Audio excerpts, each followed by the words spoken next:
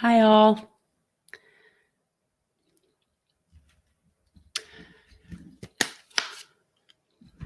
Get set up. So, welcome to a special Wednesday night edition of Generational Change. We are doing a crossover with Progressive Soapbox's Jamarl Thomas. And before he comes on, I want to point out that Jamarl is somebody that I started watching long time before I ever even knew what status quo was, or he is one of the original progressive talk show people that I've been watching, and he apparently lately is one of the people that is being deplatformed and censored, and we're going to talk about that, what's going on with that, and that's sort of the main idea of what we're trying to do here, but. Yeah, Jamarl's awesome. So, and I haven't met him, and this is actually kind of cool. I actually remember reaching out to him, I don't know, like over 2 years ago, I think, just sending a message, just saying, hey, I really like your show. I don't even remember what it was. But yeah, he is one of the originals, as far as I'm concerned, people that have been, yeah. Hey, Josh. And that is good news. As Josh is pointing out, our friend Elijah Manley is running again here for State House 94. This will be an open seat this time. Bobby DuBose is terming out. That's nice. At least we have term limits in our state. It's one of the few things about Florida that's seemingly decent in terms of our politics, is that we do have term limits in our state house. And yeah, so I'm very excited that Elijah's running too. Of course, we'll have him on. We haven't confirmed a time yet for that, but we will. I was just communicating with Elijah today. So we'll figure something out. We'll figure out a good time for him to come on and talk about, what's really going on in District 94. We have District 94 is mostly east of my district, but it does have a little bit of a crossover in Plantation, where that is part of our Congressional District 23. And of course, we're waiting to be rezoned, redistricted any day now. So who knows what's going to happen with our congressional districts. But so for anyone who doesn't know, I am going to be speaking with Jamarl. Hopefully he will be live streaming as well. This is supposed to be a crossover. I have no technological capabilities whatsoever, so I have no idea how that happens. But so anyway, that's what we're waiting on Jamarl to come on. And so you guys feel free to ask questions and stuff. And I'm going to do my best to sort of incorporate that with what we're talking about. And yeah, it should be really interesting. I'm looking forward to meeting him. Yeah.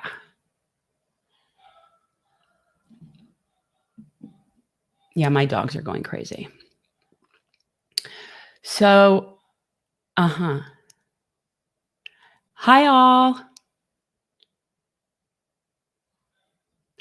So I was happy to see, I don't normally handle the news. Normally, Peter handles the news, and I don't even necessarily pay attention to the news. But I do know that Neera Tanden is no longer on the table for OMB, which is really nice. Now, granted, they'll probably come up with somebody horrible and corporate and also very much a shill. I have no doubt, but at least it's not going to be that shill.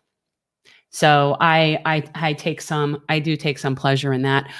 It is also my understanding that we still have no stimulus package passed, which doesn't surprise me, and that the Senate is not doing it anytime soon. So I don't know what they're doing, but at best it looks like we could hope for a $1,400 checks. And it looks like that Joe Biden is agreeing to a means testing type of situation for those checks, which does not surprise me at all. And I don't know why anybody would be surprised. So basically, we get what we get. Take your oil, Tandon. Yeah, she's pretty repulsive. I've heard everything about her, from war criminal to all sorts of things. I don't really know the details regarding exactly what she's done that would qualify as a war criminal, but she's pretty skeevy to me. So, she's a pretty vile person. The last person that I would want to see in that position. Although just when I think that somebody can't get any worse, they'll come up with something just as bad. So,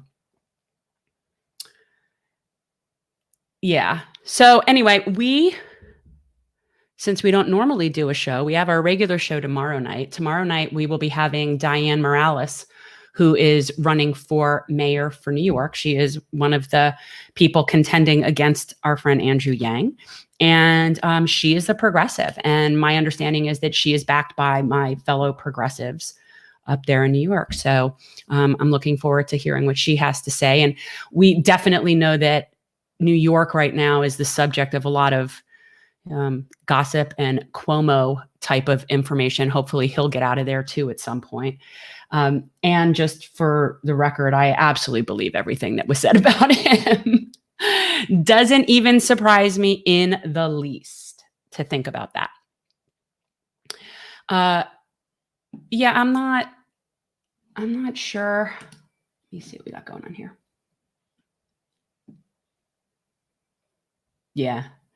So before Jamarl gets on, if you guys have any questions, feel free to post them. I'm not normally doing this today and haven't been feeling so great. So I'm kind of just winging it. But we have made some significant progress on planning our March 20th Pardon Assange live stream. And we've got some great people that are lined up. More people keep coming in. It's going to be from 2 to 6 Eastern time on March 20th. And we have an array of very cool people to come on and talk. And so I'm excited about that. And actually, Jamarl just popped on. So now I'm going to hit him up to come on for our Pardon Assange live stream. But let's get this. Let's do it. Let's see what we got going on here. Hello. Hi, how are you? I'm doing all right. I'm sorry. I was sitting here. I got a message at the last minute. We were trying to arrange an interview with someone, and she just responded. And it was like, I look up and it's like 8:31. I was like, oh shit.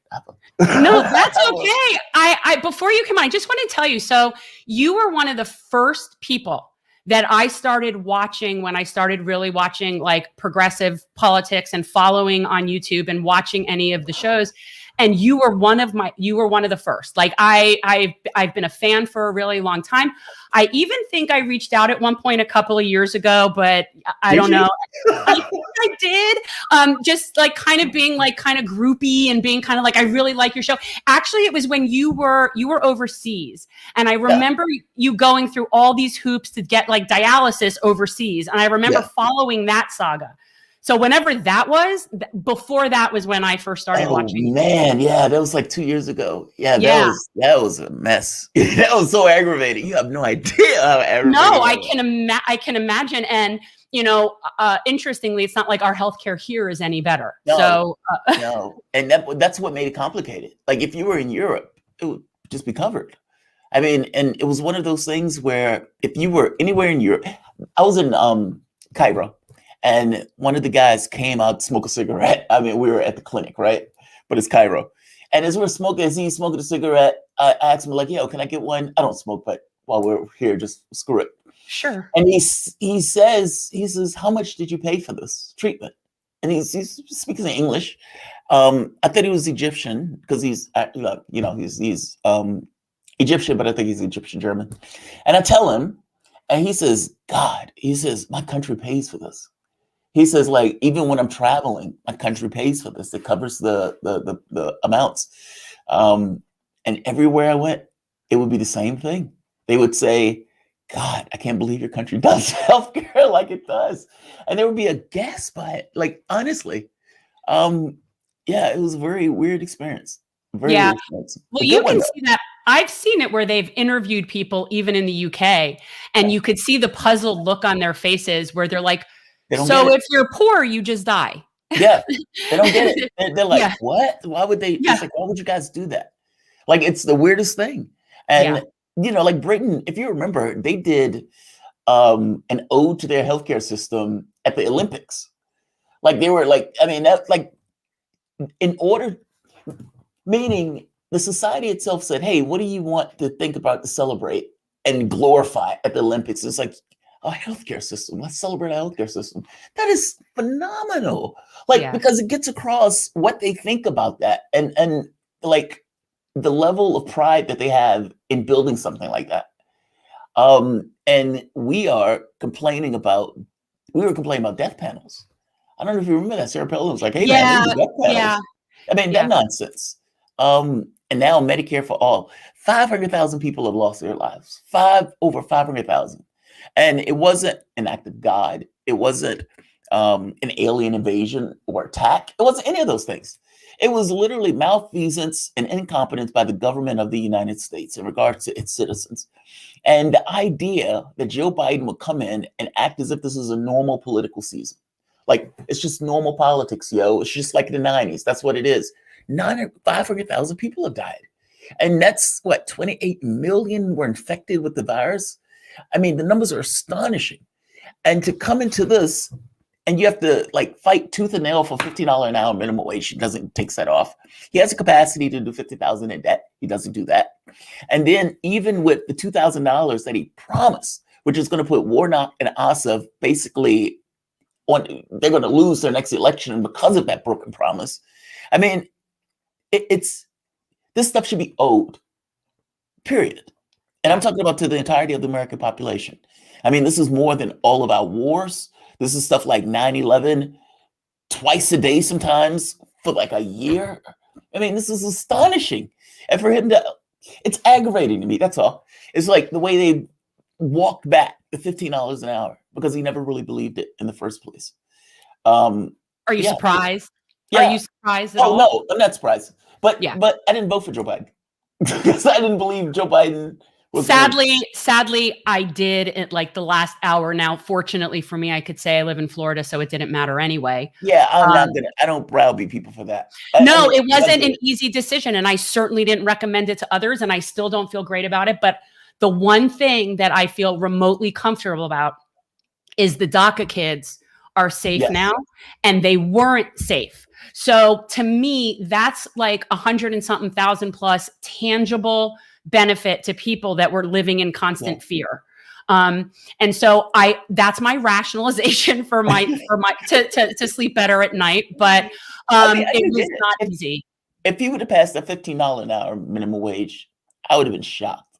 And I would have been like, yeah, fair enough. I mean, like, you're going to get the bombings, you're going to get all of that other stuff. But if you would have did that, that was something very specific and very like doubling the minimum wage. Like the number of people, 42% of the population was making $18,000 a year or less. Yeah. And that's nearly half of your population that is just poor. Like not even like high end, just poor. Is there anywhere you can live on a minimum wage? I don't think there's anywhere you can live on it. I mean, maybe some small towns in the middle of somewhere, but I mean, but even $15 thing is a compromise at this point. Yeah, and it's not $15 tomorrow. It's $15 in what, 4 or 5 years? 4 or 5 years, yeah. I mean, even they push it out. Yeah, push it out. I mean, yeah. I mean, it's unfortunate. That's all. Because to me, the monsters are at the door. That's the way I look at it. I mean, you had Donald Trump basically in that election lost, and then turned around. Oh, by the way, got what? 10 million more votes? How many of them more votes? I mean, he expanded his numbers, but he lost. And then he gets up on the largest microphone on the planet and screams, I've been cheated. And I wasn't just somewhat cheated. I won this race, not just a little bit, but I won it in a landslide. Like, so not only did I not lose, but I won it in a landslide. And I was like, all right, do you prove it? I'm okay with the president or anybody else saying, look, there's something wrong with the election when they check the results. No issue. But by the time you get to the argument that Hugo Chavez's ghost was dug up by the CIA in order to work with Brian Kemp to cheat Trump out of the election, then you've jumped the shark in ridiculousness. And you are basically saying the American public are full of idiots. And yet they buy it, and they bought it, and the people are still buying it. Do you think they bought it, or do you think it was rationalization, like where it was just this kind of self-interest, motivated Okay. self-interest. Well, I think for the most part, any of his supporters are already in the delusional side of things. You're already buying a whole bunch of nonsense to even if you're supporting him, you already are not someone who's dealing with science and facts. What if you're supporting him though for different reasons? Like, what if you want something to chop this thing down? You think that this is a monstrously unfair system. You think that backing the Democratic Party basically have not paid dividends because the party basically uses your votes and say, hey, you have nowhere else to go. They're monsters, they're lunatics, so you got to vote for us. And basically the left accepts this. Yeah. And you have the blacks who accepts this. And in doing so, undermine themselves. I mean, how do you get blacks voted for Democrat 90% and yet have no power in the party in real terms? I mean, if it's crazy. And I also want to point out that if you recall, we're looking at a congressional black caucus yes, that is no better than any exactly. other entity. It's just And Democrats.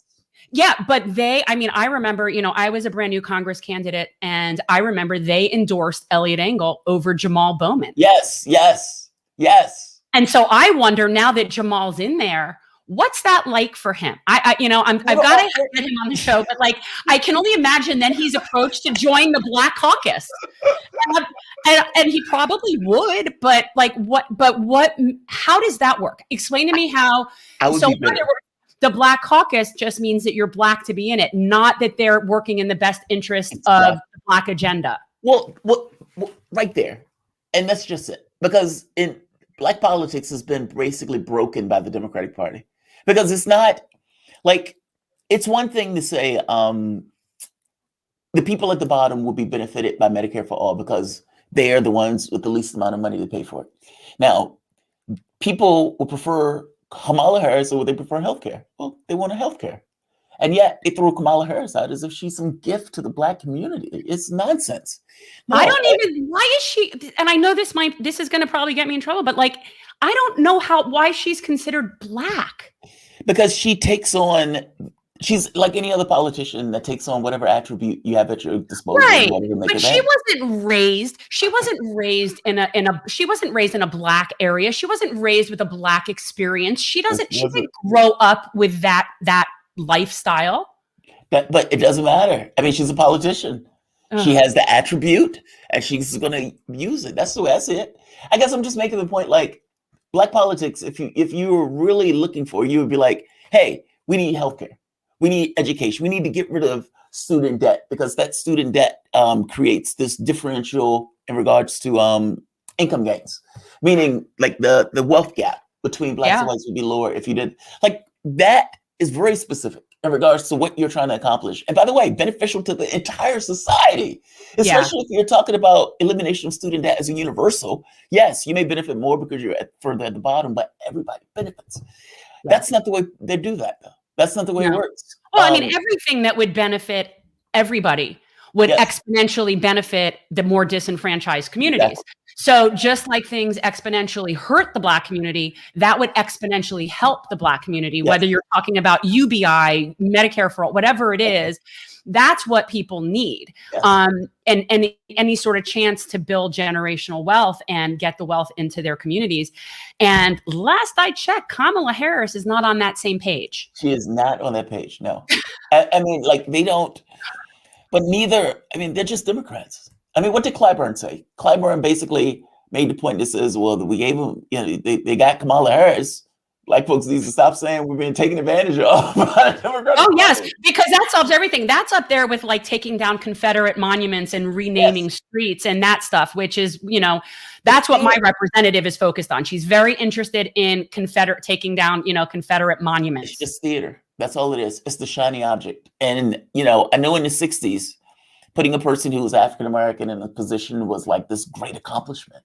Yeah. But at some point, it becomes a shiny object. Like, how many years do you just need somebody in a position before you get to the point where you actually have a policy that's to the betterment of, the group? Oh, and by the way, the monsters are at the door. I mean, they tried to throw over the government. And at the end of that process, instead of impeaching Donald Trump, which Mitch McConnell should have. I wasn't for the first impeachment. The first impeachment was nonsense. Because it was This about one- nonsense. They did it on, they could have done it for a million other reasons. They could have Right. gotten on the emoluments clause from day one. Well, they picked the one that Joe Biden was guilty of himself, which made Right. it like ridiculous. But this one, no, he was guilty. In my head, he was very guilty. And whether it was the watching and being aware that the Capitol was being sieged and didn't come in for his presidential responsibility, ethical, moral responsibility to call the supporters off, he didn't do it. He knew they were doing it. In fact, he called what he ended up calling Tuberville, and Tuberville told him Mike Pence was in danger. And Trump, it's like, it's not there. Or yelling at McCarthy when McCarthy asks him, who the F do you think I am? Like, Trump was aware and didn't do anything about it. And the Republican Party, instead of castigating that, instead of saying, whoa, we can't do that, this guy tries to throw over the table, they accepted that. Not just accepted that. CPAC basically said, this is our guy. This is the standard that we're going with. And nothing that he did was wrong. That's terrifying. Yeah. That's terrifying. Because what that means, they don't see how throwing over the country was a negative thing. They consider that to be perfectly legitimate in regards to the way of politics. Joe Biden doesn't get that. And that is dangerous. Yeah. Like he doesn't get it. And meaning he seems to be blissfully unaware that if he loses the Senate and then loses the House and he loses the presidency, we will be back in a situation with Trump, but far worse, because the guy will be far more competent. And he is on the way to do it. Your job with 500,000 people dead should be to knock it out the park. And it should be, I'm going to provide healthcare, I'm going to provide education, I'm going to do this, I'm going to do that. Where people are like, yes, the Democratic Party, these are our guys. And bipartisanship is not the point. That's theater. What you need is basically bringing people onto your side when those people see that you're fighting in their interests, period. Yeah. Period.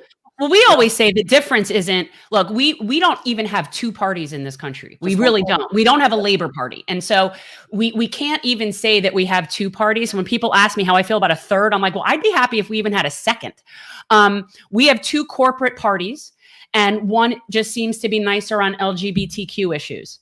That's basically, and not that that's not important, because that is important. But that it's part of their theater. It's part of their identity politics. Yeah. And they don't actually want to do anything, which is why I believe people like Nancy Pelosi loved having somebody like Donald Trump in the White House. I think they love it because they get to be Mick resistance. They don't have to do anything. Right. Now they're going to sort of be under the spotlight. But again, what do they have to lose? Going back to not being in the majority, they don't care. That works for them just fine in their corporate donors. They don't care. I don't know. I mean, I would say that was true before. Now, I don't know. I mean, like I said, because it's the January 6th thing. I just think it's a new world in that sense. I mean, I don't know if they see it that way. So fair enough. I see it that way.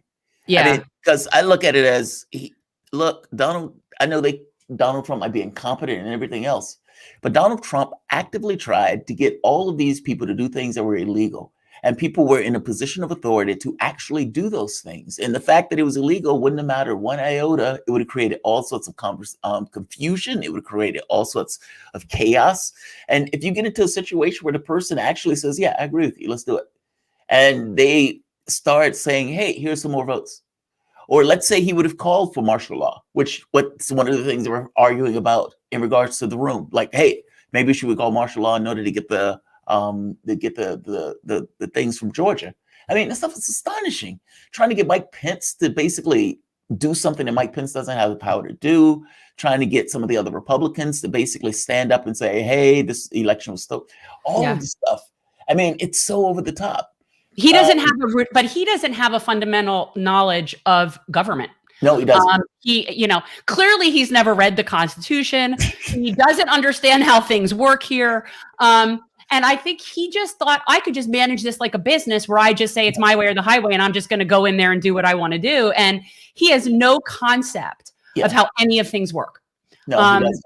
And I don't think he ever expected to win. I don't think he ever expected to be in that position. I think he was shocked. I think the person who was shocked the most on that election night was Donald Trump himself. Yeah. I think he was utterly stunned. And, I don't think he expected to win. I think he wanted to build his brand up. But then when he did win, at that point, ego comes in. I mean, the moment that you win, you don't want to lose it. You don't want to look bad if you want a first-term president. No, look. The thing that Trump did good that I thought was trying to bring the troops home, and he tried. Yeah, he did try. I mean, I think at some points apparently they were lying to him. At other points, he seemed to be really hesitant about wars. Like, even though he was perfectly okay with brinksmanship that could have ended you up into a war. But yeah, you're right. He had no concept of that stuff. No. And he was a bull in a china shop. He was doing that stuff on Twitter, which was freaking people out in government. And honestly, I don't even think the moneyed class enjoyed that. No, but they didn't like it for other reasons. They didn't like it because it offended their little, their civil sensibilities. Like they didn't, it was very, he's offensive. And actually what's interesting is I remember at one point, like a couple of years ago, when he said that we were in Syria and we're guarding the oil. Yes. And the fact that he said it, and I actually turned to the TV and said, "Thank you for your candor, kind sir." I appreciated it. No one's ever said it before, but you can imagine like everybody in the deep state just going, "Oh my God, he's saying it out loud. Not supposed to be saying this." And he even invoked that Obama killed 500,000 people in Syria trying to throw over the government. And it was like, whoa, one president just implicated the last president in a war crime. I was like, wow. Some of that stuff was phenomenal. Yeah, and I think that was almost just inadvertent. Like he just spews what comes into his mind. I don't think he gives it very much thought. But I also believe that if Hillary had won, we would have already been boots on the ground in Syria 4 years ago. So, yeah. I mean, she was talking about like a missile defense or no-fly zone in Syria and this other stuff. That stuff is terrifying. I mean, what if she shot down a Russian jet? Like, they never postulated this stuff. They just kind of assume, oh yeah, she's going to get in there. She's going to, they're in their heads. If they do it, it's right. And that's so bizarre. So Obama would go into Libya and the left, meaning Democrats, would applaud it. They were like, oh, that's masterful. We need to stop calling Democrats the left. I think we have firmly established. Yeah, it's like the corporate component of it. The left. It's funny when people say the left is our Democrats. I don't even because people try to even make the argument that CNN is somehow the left. It's like, no, CNN is not the left. CNN but even the left here isn't the left. That's what I always tell people. It's funny. It's like here I'm a radical leftist. Yes. Whereas if I were in any other country, I'd maybe be left of center. Like I don't think I'm so radical. I don't. That extreme now. No. Well, if you asked the American public what they wanted, it wouldn't be what they consider to be the political spectrum is just the political spectrum of the money class. That's all it is. I mean, it's like Joe Manchin on one side and somebody else on the other side. But the reality of it is, if you ask the American public, hey, should you have a $15 an hour minimum wage? They say, yeah, we should have more money in wages. They would straightforward, right? Yeah. Should we put $50,000 of debt on the back of 17-year-olds because they want to go to school and get an education? No, I don't think that's great. No, they wouldn't. It's a lot of the stuff they wouldn't agree to. Do you think we should have a Green New Deal? Do you think we should have poverty elimination programs? They would. Yeah, I mean, they will be on board for all that stuff. The issue is more so that the people in Washington are so disconnected.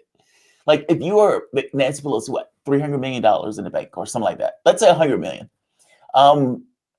That is so disconnected from the experience of just a regular person. You didn't like the tour of her ice cream freezer? Yeah, like the ice cream freezer. People are waiting in food lines. The day that she did that, I actually believe was the day we did a food distribution. And I come back, we're talking miles long of cars waiting in food lines. And I come home and she's showing off the gourmet ice cream in her freezer. And I'm thinking, how does someone like that not end up getting killed when they leave their house? Like I would be scared.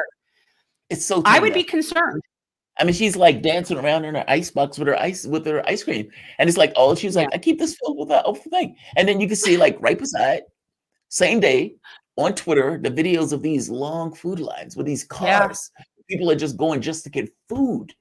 I mean, like it's so detached. It was bad before COVID. It was bad before COVID. Exactly. But that's the thing. If you are in mainstream media, you're basically a talking head that making millions. If you are a in Congress. You're basically a millionaire, if not higher than that, if not more. And so basically the people who give you information and the people who make decisions and everything else are entirely and utterly detached from any of your life experiences in real terms. Yeah. I mean, yeah, they may have a mom and dad, but when you get into this kind of class difference, it's stark. And so you would have people basically making decisions on things that they don't quite understand, don't know. It doesn't necessarily dig into them. And that, of course, isn't even taking into consideration their corporate donors.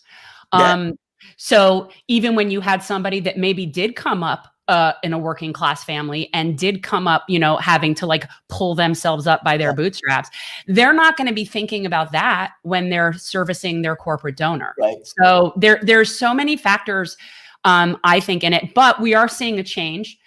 We have seen an influx of people going in that are non-corporatists. We're not always thrilled with everything they do, but they're still not on the corporate payroll. And I know Cori Bush, and people like her is what we want our Congress to be comprised of. Like that is someone who truly came up from the ground up through the people and the Ferguson riots and really speaks for her people. And that's what we're trying. I mean, the whole premise of our show is transforming politics into service. That's what we're trying to do. That's what my campaign was about. And I think that the more we put this out there, I mean, look, nothing happens fast, but 5 years ago, we weren't talking about Medicare for all. That's true. And now it's common, so we've come a long way. I think it's not satisfying because people are still suffering. But I do notice a change, and I do notice there's more of an awareness of the corporatism of our country when people are looking at that. More and more people are catching on. Well, I think it's not satisfying because it feels like something should have happened. If that makes sense. Sanders runs in 2016, then Sanders comes back and runs in 2020. And it's like, all right, Bernie, this is your year, man. You got, it's like you got to go in there. You got to throw every punch. You got to lay it on the line. You have to, scorched earth, just lay it all on the line, Sanders. And Sanders gets to the point where he is winning all of the policy arguments, like every last one of them. Healthcare, Sanders. Education, Sanders. Expansion of who do you trust on the environment? Sanders. I mean, across the board, even catching up with Biden in regards to this notion of economy. And so then the left is like, wow, this might happen. I mean, and you get to South Carolina, and it's like, if Sanders takes South Carolina, this is over with. And he's pulling punches. He doesn't bring up the fact that Joe Biden is lying about civil rights. He doesn't bring up the fact that Joe Biden is lying about Mandela. He barely brings up the fact that Joe Biden was lying about Social Security, and would only bring that up like after being, I guess, hit on it, in which case it comes up in Iowa that Joe Biden was lying about it. What happens in Iowa? He falls to like fourth because people don't like it when you lie to him like that. And it's like, he just wouldn't. I couldn't tell if Sanders was in this to just be a sheepdog with the thought that at the end of it, he was going to give it to Biden or try to give it over to whoever get it. I wasn't sure anymore. I don't want to think that. I don't want to think that either. I do. But I also try to look at it with from a bigger perspective, and in the way that we sort of did our campaign and look at it at his and the national level. It's that it's not just the means to the end. It's not just to get into that position. It's pushing the needle further and further and further and bringing more and more people into your coalition. Oh no, screw that. Well, okay, it is whether that's what your intent is or not. That does happen. I mean, it does happen to push the needle. Don't misunderstand me. I agree with you that it's that the needle gets pushed. I mean, when Obama was in, nobody was talking about Medicare for all. No. And when Sanders broke them, I mean, look, the Medicare for all thing, the elimination of SUTA, that all of that stuff became because of his campaign and him pushing that stuff that hard. Yeah. And it was like, it's not that they weren't activists talking about it before. It's more so that campaign drew a lightning rod to it. And those people got to see, oh my God, this is popular. When AOC was like, we should have 70%, taxes on the rich, and people were like, she's so stupid. Nobody wants that. And Fox News is like, oh my God, people do want that. Like, it's that where, so it does bring awareness to it. But to me, campaigns are militaristic exercises with a very specific objective to win. That's the way I think about that stuff. I know. Well, you know what? But the only downside with it that way is that then if you don't win, Was the campaign a failure? Yes. It depends. See, Well, it I depends. don't think so. Well, it I depends. don't think so. It depends. I think it depends. It depends on your objective. If your objective is to push the needle, then no. The answer is no. Well, for us down here, for example, there's very little progressive activity in South Florida. Very little. I mean, they call us a swing state. That's a bunch of bull. We're not a swing state. I don't know why they're thinking that, because even our blue is a Biden blue, not a Bernie blue. Yeah. And really what our goal was, obviously, running for Congress, you win. That's what you want to do. But it was really to change the entire narrative and conversation and build a coalition going forward in South Florida, bringing progressives together. And I feel like we're still working it, but we've made a lot of progress. I mean, there are things that I've been able to do with that platform that are amazing, and just building coalitions of people together. And so we needed that, we needed that here, regardless of what happens with our congressional seat. And so I feel like we were able to accomplish something even losing. Yeah, it's not a failure. No. And that needs to be the point, right? I mean, it depends on your goal, whether or not it's a failure or success. I mean, if you're asking me, and if I'm trying to get in and it's a very specific objective, then I'm going to feel some kind of way if I can't get in, like kicking rocks and whatnot. No, I understand. But if the idea is a larger perspective, meaning if you're Sanders and you don't expect to win, and your thought is, look, I need somebody to represent the left, I'm going to put this up on the map, etc., then he succeeded by all measure. I mean, even in the loss in 2016, he succeeded in what he was trying to accomplish. So that's what I mean when I say it depends on your objective in regards to whether or not it's a win or loss. It's that, and it's everything is the step to the next thing.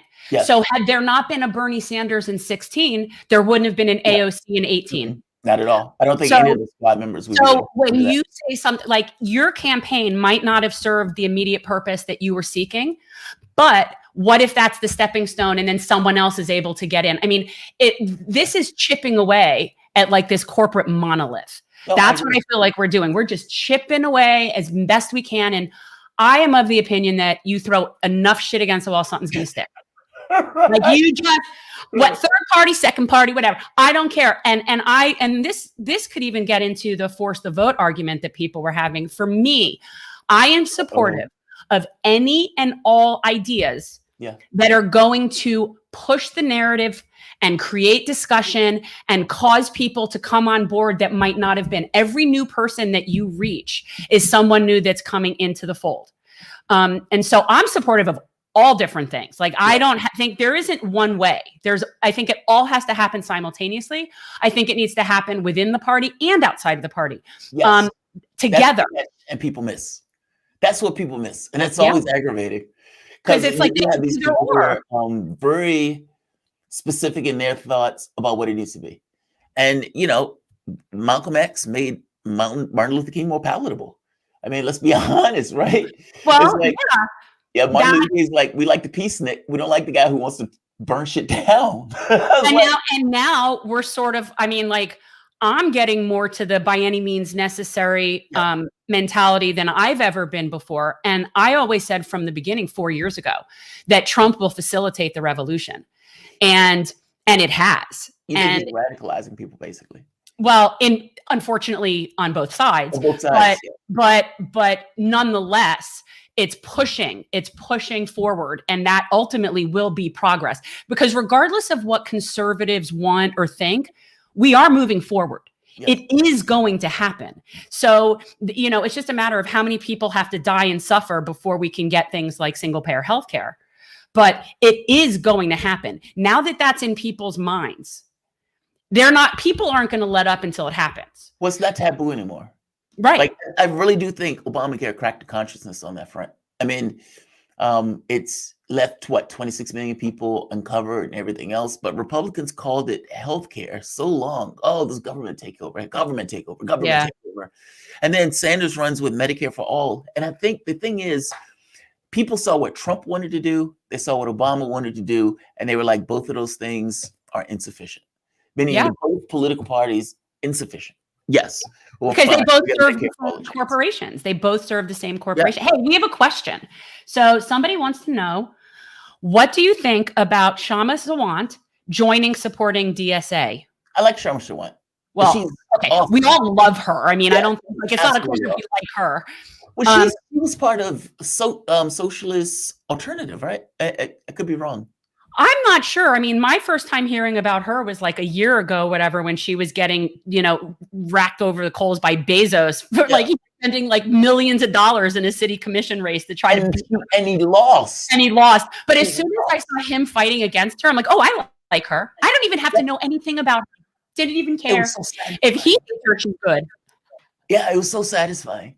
It's like because they tried to take all of them down. Because if I remember correctly, Shamar Shawant put through a plan in order to get them to pay for. I think they had a homeless thing in the area, and they was like, "All right, we have so many homeless in this area, we got to do something about it." Yeah, huge. And they were trying to tax the businesses that were there, and the businesses started to fight back. And at the end of that process, they were trying to get rid of all of those Congress members. I think it was like 6 that they put all of this money into, and they lost every last one of those races. She's outwardly a socialist. Wire. Yeah. Where it looked like she was going to lose that race, and it went down, and it turned over at the last minute. So you can imagine they come out that thing feeling amazing, like powerful.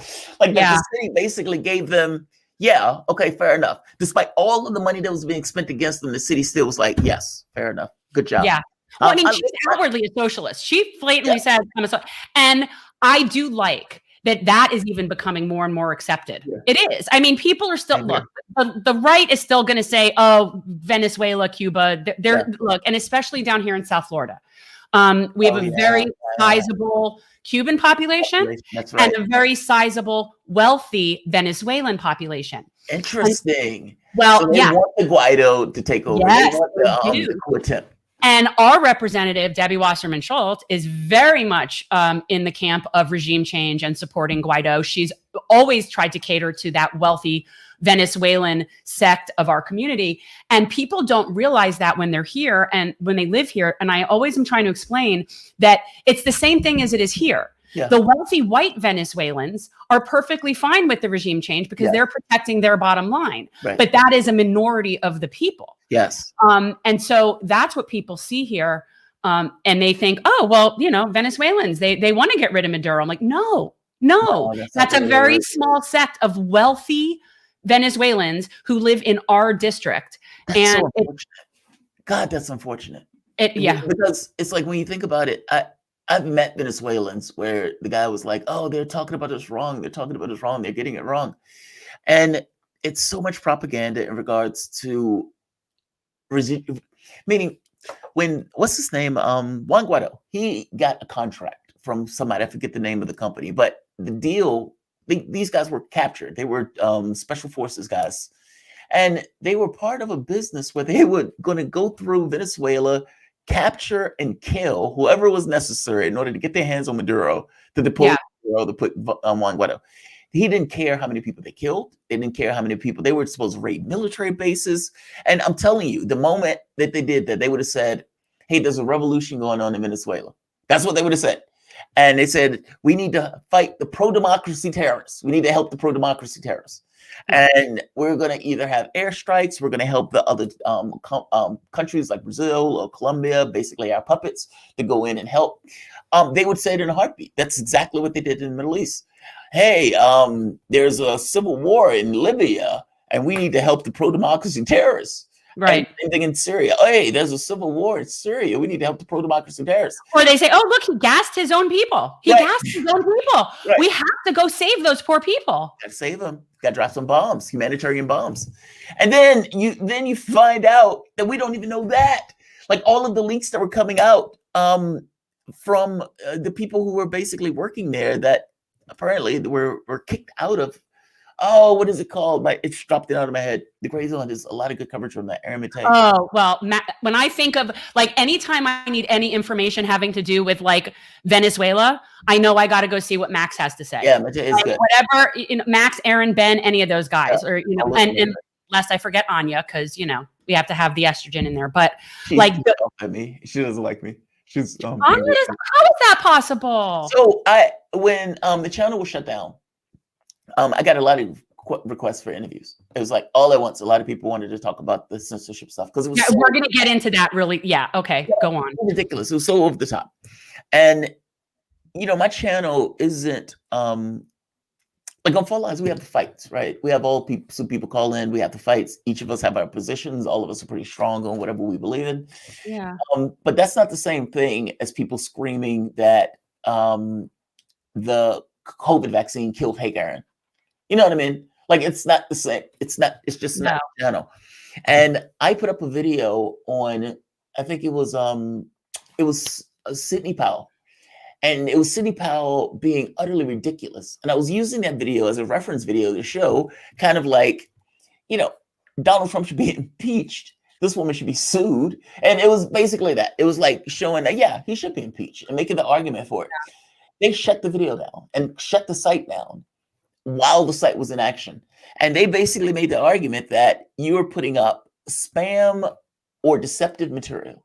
And mind you, this is a week after they had shut the channel down, saying I was putting out harmful material. And then they came back and said, okay, I bet we were being too over the top. But this wasn't just you, obviously. Like, so talk a little bit about when this went down. And I don't think people realize the depth of the censorship problem that we're really having right now. I don't think people really understand what's going on. I'm a First Amendment absolutist, basically. Unless somebody is calling for imminent threats or violence, I'm pretty much let it fly. That's just me. But so would you explain like when this all started getting really bad and like that it was other channels too? It's not just you. So there were several purges over the course of several years for the standpoint of YouTube. Some of the pressure came from mainstream media because some of the advertising dollars were basically being sucked away into YouTube. And when those advertising dollars being sucked away, mainstream media got pissy about it. CNN started writing stories about white nationalists being on YouTube and being able to have a platform. They even include Jimmy Dore on that one. I don't know if you remember that one. They included Dore. I do, and everyone knows I'm not a Jimmy fan, but again, I support free speech all completely. So yeah, right. But it was just funny that they were including it with the white nationalist thing, almost trying to create this kind of dichotomy on both sides. And yeah, over the last month or so, Dore he's jumped the shark, let me tell it. But and to hear you say that is amazing to me because you've always been pretty supportive and a fan. Like back in the old days, like you were always. Well, I like Dore. I mean, I don't hate the guy. It's not anything.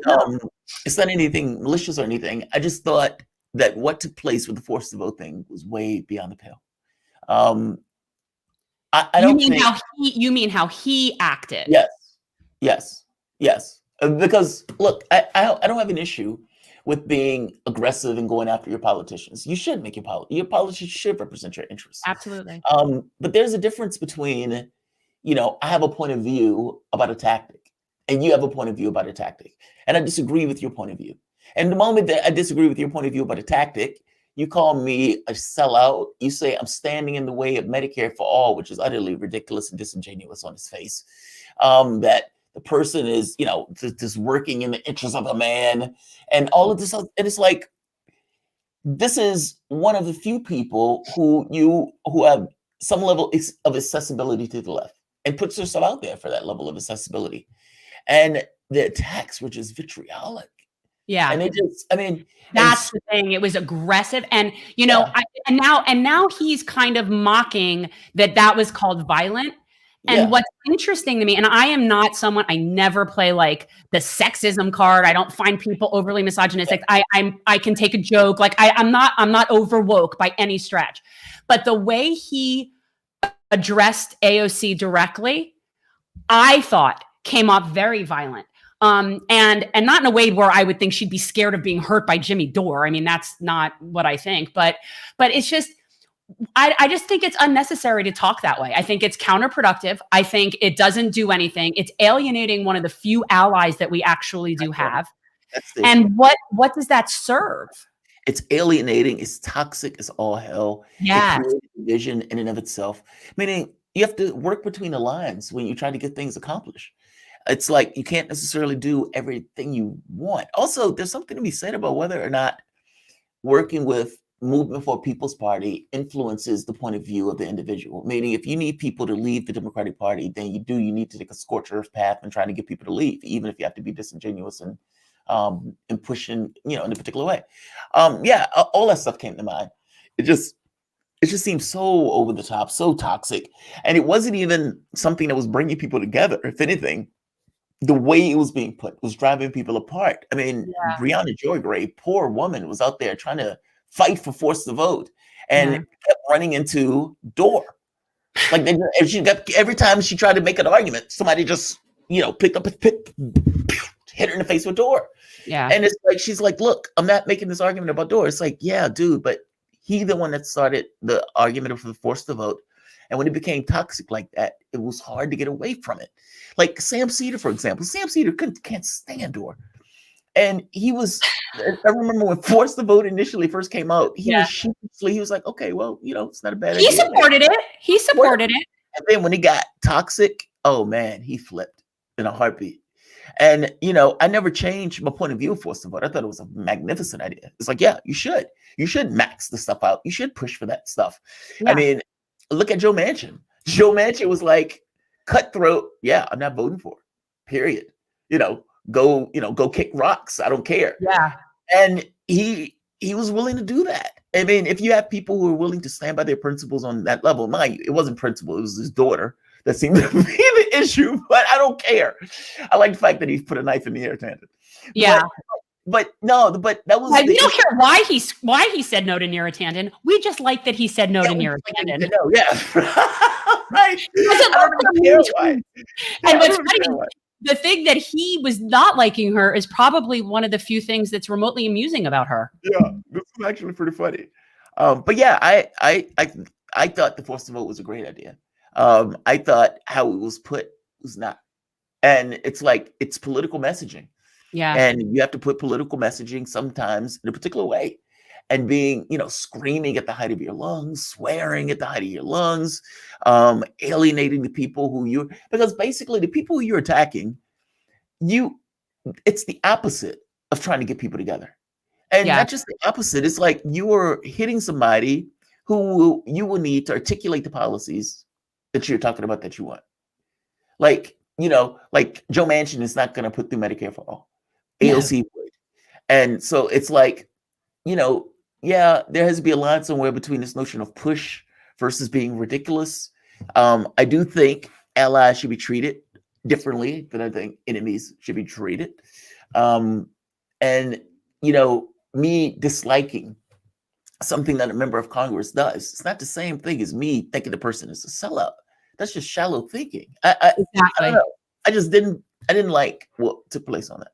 I just found it very counterproductive. So what is the status right now of your channel? And I know that a bunch of them were, a lot of people got where they got. Yeah, a lot of people got axed. A lot of people got axed. I mean, and people got axed for stupid stuff. Like Ford Fischer, for example, he's a journalist. He just goes out, takes the camera, shows what's taking place, puts it on YouTube for people to see. YouTube took his channel down. And they were like, you should have had some kind of commentary to counteract what was taking place in the video. He was like, it's an actual video of what happened. And they're like, yeah, but that's harmful content because you're showing the Capitol riot and you didn't have anybody to say that this was wrong in the video. Like it's stuff like that. For my channel, they said this video was harmful content. And then they come back, I think it was like maybe a week later, and they say, our bad. We were over aggressive. And then it's like, well, wait a minute. If you're over aggressive, so you mean there is some leeway in regards to the decisions that you're making? Meaning, how are you not acting as a publisher at that point? Like, think about what I'm saying for the moment. The moment that you say this content is harmful, now that's Orwellian in and of itself. The language is being the whole thing freaks me out. The whole thing freaks me out. And the fact that people don't see that is the fascism, that is the problem, it's crazy. You can see how groupthink works and how people can so be herded into believing something based on fear. And it freaks me out to no end. I didn't even like that they deplatformed Alex Jones, and he's a nut. I was big on that notion of, it is insane to deplatform Alex Jones. Because I think what they're missing is the issue is credibility. And it's not credibility of people like Alex Jones. It's credibility of things like mainstream media, where people feel like we're being lied to. I mean, if you're looking at like the stats on how people consider mainstream media and everything, it's lower. It's low. It's not because of the Russians. It's not because of the Chinese. It's because they get it wrong. I mean, 9/11, they got it wrong. The dishonesty about what was taking place in Syria. I mean, when Chelsea Gabber went on and said, "Hey, Jake, we're arming terrorists in Syria," and Jake was like, "Well, the government said they're not doing that." Well, but they're not journalists anymore. And I know that's kind of my point, right? It's a problem. Like the information that these people get have such a spin on it, and they don't get that it's an American spin. It's not the spin from if you're sitting on the moon looking at the event. So you say, okay, I want a contextual point of view of the world in order to make my decisions on how things are. That's not what it is. It's we need you to take this narrative and run with it. And you can take and it's not just American narrative, it's a corporate American narrative. Corporate American, that's right. And that's the problem. You know, I grew up, my background is in journalism. I went to journalism undergrad, I went to journalism grad school. Like it's something that I always took. Well, University of Colorado was undergrad, and then I have a master's from Northwestern from Medill Journalism School. Fancy. And so like my background is I actually love what a real journalist, like to me, there is nothing that is more powerful than really what the fourth estate is supposed to be. And that is to me very sacred. Siegel is one of my favorites. I can't think of his first name. He wrote the book called Reporter, Dark Side of Camelot. He was the one that came out making the point that said the Turks had access to the chemical weapons and that Obama knew that these guys were transporting that stuff through. I can't think of his name. It's not Henry Siegel. It'll come to me. No, there are real journalists. And when you look at things like the gray zone, there are real journalists, but the fake journalists, the talking heads, the corporate propagandists, they can't compete with that. So they have to shut it down. And there was a time in my lifetime, even when the people that were sitting on the TV were actually journalists. Now we might not have liked Dan Rather, but there was a point in time when those people would go out and investigate their stories and do their reporting and be on the ground and go to war zones. And they actually covered stories and then they reported on their own stories. Now people like Jake Tapper, he wouldn't know how to be a journalist if it hit his head. Yeah, they're stenographers. Seymour Hersh was the person I was thinking Seymour Hersh. Oh, yes. And he is also someone that is extremely knowledgeable about all things having to do Israel and very big in that. Yeah, he's really good. Seymour Hersh is phenomenal. Yeah. Love that guy. The lecture that he was giving on Dark Side of Camelot was so fascinating because he was making this argument that Kennedy pissed a lot of people off because of the Cuban Missile Crisis. Because the thought was they were trying to kill Castro. And because they were trying to kill Castro, that Castro was like, look, I don't want to die. I'm just like anybody else. I want to breathe. I need help. And so Castro goes to get help from the Soviet Union, who basically puts missiles in the country. Kennedy ends up calling, I think it was Eisenhower, asking him like, look, what is Khrushchev going to do? Are they going to launch it and stuff like that? He says, no, they're not going to launch. And he was wrong. They had the missiles. The missiles were ready. And in fact, he didn't even need to get the order anymore to launch. If the United States would have struck, they would have launched immediately. So that would have been basically the end of the world. In this kind of weird situation, he was making the point of saying they were pissed off that he nearly ended the world.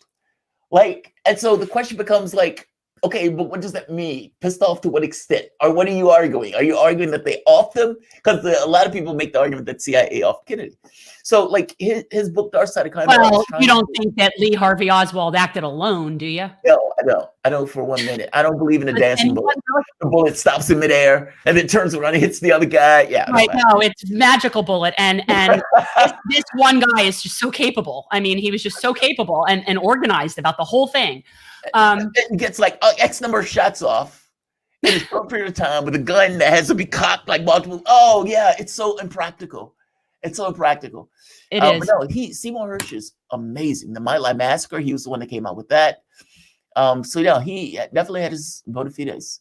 But I think it's important for people to know that there are actually real journalists out there. Yeah, they are. There are, and it's just they're harder to find, but there are out there. Yeah, I mean, and look, I have a subscription to the New York Times, Washington Post, LA Times, because they do every so often do good work. I mean, like it's skewed. Don't get me wrong. There's a spin on it, but it's there. Like the New York Times, the recent piece about the Iranians. It's like in the first top, it says Iranian-backed group is attacked by the United States, something like that, over missile attacks that killed the Southern American. And then you get 8 paragraphs down, and it says it is unclear whether this group is backed by Iran. And it's like, wait a minute, but your title said Iranian-backed group. Well, headlines are what matters. Headlines are what matters. So headlines are what matters, but it's there. That's the point. Like it's like it's buried in there sometimes. And it was one of some of the most fascinating things. Like the New York Times running $1 billion weapons program that the United States, that basically Obama was trying to kick over Syria. Now they would never run it while he was doing it. They would always run it after the fact. So you could talk about the Vietnam War 20 years after. You can't talk about the Vietnam War during the Vietnam War. Is that nonsense? But they've been taking channels down for that.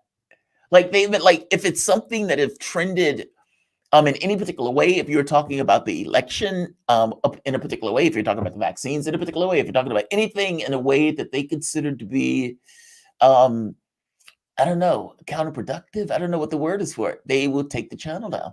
And so some of the like it's subversive. I think you're subversive. You know, you're stirring the pot, and it's dangerous, and they don't like that, which to me is code word for we're fascist and we want to dictate what you think. Yeah, well, is there any line to you? Is there any line? Like there has to be a line. Unless you are calling for imminent violence, or you're yelling fire in a crowded theater, or whatever the equivalent of that is that causes immediate harm, then to me, no. Then to me, I am fully and it's unfortunate that yes, there are people that will rely on poor information because they won't do the research, and that is. But you know what? That's sort of a necessary evil of the freedom of speech. And to me, that is the most sacred thing that we have, that and the press, and we're just letting it go to crap. I don't think people realize. How do you stop the press from going to crap when you have the internet? Well, I mean, it really has to do with having journalists that aren't on corporate payrolls and being able to, get the information out there. But to me, the way you combat bad information is with good information, not by censoring. And there's always going to be people that believe the wrong thing. And that is an unfortunate thing, but it's not worth taking down our freedom to be exposed to everything, including people like Alex Jones. And that's just, how I feel about it. I think it's a very slippery slope. I think it's very dangerous. And before I forget, I don't know if you're aware, but on March 20th, I'm doing a Pardon Assange live stream, co-hosting it with Katie Halper from 2 to 6 Eastern. And we're having people come on at different hours, different junctions. And I'd love to have you come on and participate if you would. I'll consider it. Yeah, I'll consider it totally. Let me see. Okay. We've been having more meetings at work. So what is the status right now of your channel and what's going on? The channel is back up. The channel is running normally. So after they apologize for taking it down by mistake, the very next 2 days later, I think it was like the day that we ran the show that morning for the radio show, and then by that evening it was down again. And at that point, they were like, your channel is going to be down for a week because you put up, I think they say spam or misleading information. And I'm like, what the hell are you talking about? In fact, I even did a Twitter thread showing how ridiculous this was. I said, here's the video, here's the end result. This is what I was saying in it. This is the, etc. And these guys, they looked at the Twitter thing. It was like, yeah, we still decided that you were, putting up spam, etc. It's like, and at that point, I was ready to break something. It is so aggravating for them because it's like a faceless entity. That's what it's like. And there's nobody to talk to. So there's no real people in the process. Yeah. And there might be somebody who's sitting in their flip-flops who might say, okay, yeah, we're looking into it. And, they don't realize or recognize that there are people who are making a living off of the it's a livelihood. It's your livelihood. Their livelihoods are entangled into it. I remember. So what did that do to it? Secular talk. What did that do? So now, even though you get put back up, it totally negatively affects your everything. Yeah, it decimates your channel for the month. I mean, because at that point, no revenue is coming in for X amount of time. It decimates your channel. And even when you start to get back up and running, it still takes a while for people to kind of accrue back to the channel. Yeah. It really does handicap the channel, especially if it's over the course of a week or if they have like 2 weeks. I mean, they used to have it for like a month. I mean, and there's no accountability for it. YouTube does what it does. Google Yeah. does what it does. And you have other places like Rockfin now that are trying to kick into the mix. And I have a Rockfin channel, but I haven't entirely been putting too much stuff on it. But they can't compete entirely with YouTube yet. And so it's very aggravating, to put it mildly. And they have been going after people's content over stuff that, it treads the line into whether you're being a publisher or whether you're being a platform. I mean, they're making decisions on this stuff. And it's not like, how you make a determination whether something is harmful or not. Who makes that determination, whether it's harmful or not? Where does the line go? And if something is just not truthful and a conspiracy theory, that doesn't make it by definition harmful. Like if somebody like Stephen Greer is saying all aliens are great and everybody is lovely and in the universe and so forth, is he being harmful? Like, is that content that you should take down? Are you certain that he's lying, for one? And more importantly, is the content you should take down? What about the guy who's saying that the virus or the vaccine screaming about hydrochloroquine? Hydrochloroquine is the greatest thing ever. Do you take that guy down for screaming about hydrochloroquine, even though hydrochloroquine is not going to kill anybody? Like, I don't know where this line is, and I'm greatly uncomfortable with people who they have making that choice. I don't know where it is, but I know that it should not be determined by a for-profit corporation. I think that at this point, these platforms need to be nationalized. I think that they need to be utilities. I think that all of the free speech needs to apply to it. I think we are way past just saying that it's just one thing. It's not one thing. That is the most common platform, whether you're talking about Facebook or Twitter or YouTube. This is now where everybody goes to communicate. It is comments. I mean, and people are like, oh, they can just go and build another one. Get the fuck out of here. No, you can't. It doesn't work that way. Doing that. Yeah, nobody's going to do that. I mean, there are comments, and for better or for worse, people have a tendency to accrue to things, and in the case where they found an ability to communicate in this kind of way, and look. They're beautiful things on a certain level. I get that it's mean-spirited a lot of times. I get people are anonymously saying horrible, disgusting things to other people. But if you think about it, there's a social pressure that is now taking place over the world. And oftentimes that social pressure, you would feel it in your family or in your city or in your state or something like that. You may have a country with certain ideas and values. Well, now that's all over the world. And all of these cultures are basically bumping heads with one knowing what the other is doing in these kind of grand general terms. And in knowing that, it creates pressure. How do you act in comparison to somebody else? How do you act in comparison to this other country? Hey, China is doing a poverty program. Why aren't we doing a poverty program? Hey, Cuba is giving all of these medications to all of these people around the world. This place has universal health care. Hey, Denmark is paying this much for their hamburgers. And for their minimum wage. Why are we paying this much?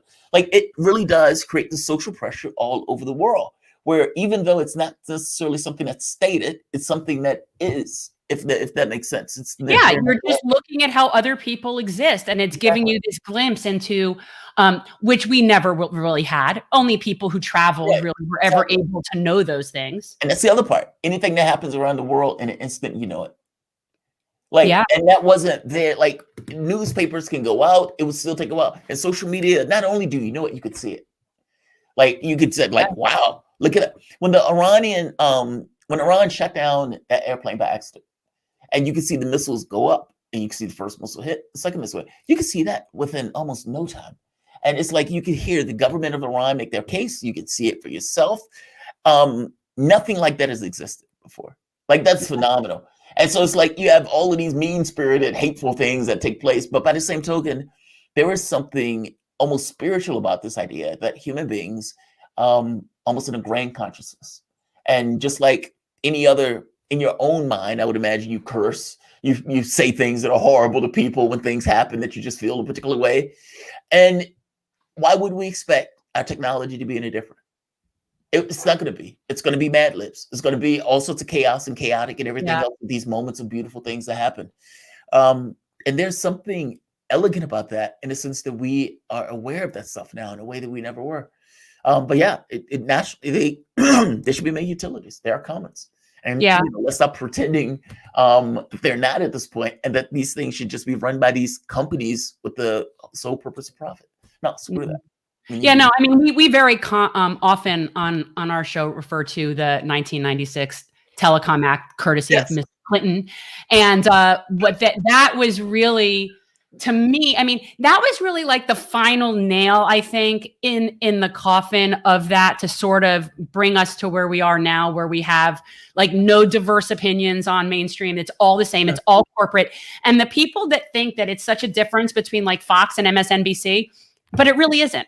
Because all the roads, all the money funnels to the same places. And it's all like, whether it's military industrial complex or whatever, fossil fuel industry, big pharma, and that's who's in charge. Yeah. So it doesn't really matter to me if you're saying something with a little bit of a left tint versus a little bit of a right tint, when all roads are leading to the same place. Right. Exactly. Yeah. I mean, it's the media and the money that media gets. Media is influenced by that money. I mean, even if it's just not not saying something to offend the people who are paying. Like it's like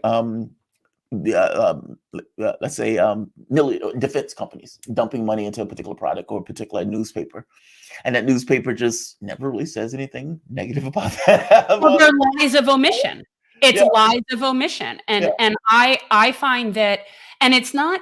And it isn't even that they don't talk about one thing, it's that, but it's also what they do talk about is nonsense and stupid nonsense, and creating issues, creating mountains out of molehills while ignoring the mountains. Yeah.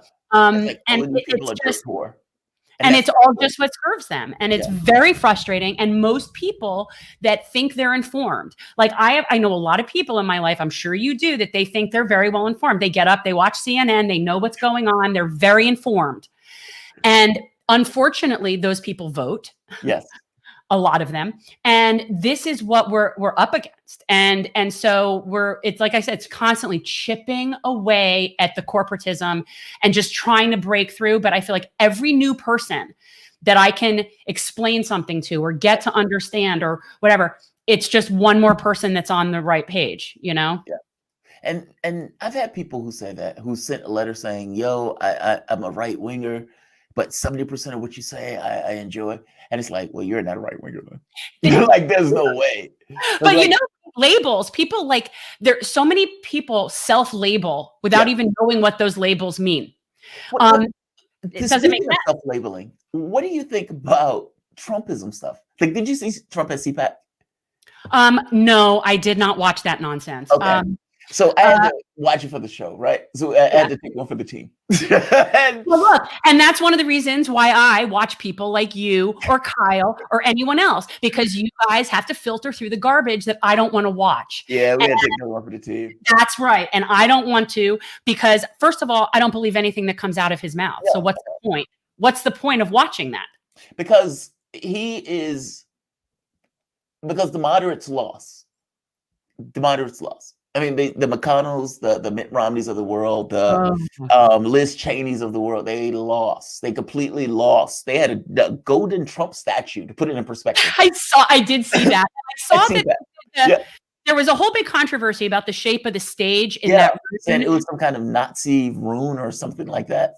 That to me is the kind of nonsense that we don't need to be focused on. And yet that's what I saw on the news feeds was the focus on that rune symbol, which I don't really know the whole meaning of it, but most of the symbols were something before they were Nazi symbols anyway. They were something else. So to sit there, that's like dealing with Confederate statues. You're missing the point. I don't care what the shape of the stage is. I care what the policies are.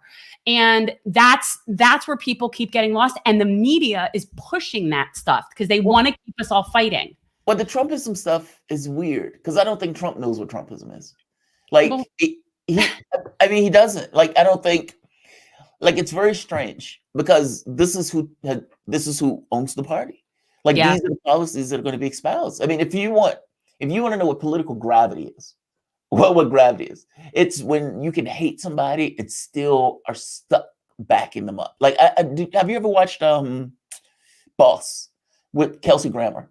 No, I haven't. Is Oh, it? it's so good. It's so good. All right, I'll It's have so to check good. it He's so good. out. All right. It's Kelsey Grammer's greatest ever performance. Kelsey Grammer Really? could live for 100 years and will never reach a performance as good as Boss. Oh, now I'm gonna have to watch. Yeah, it's so good.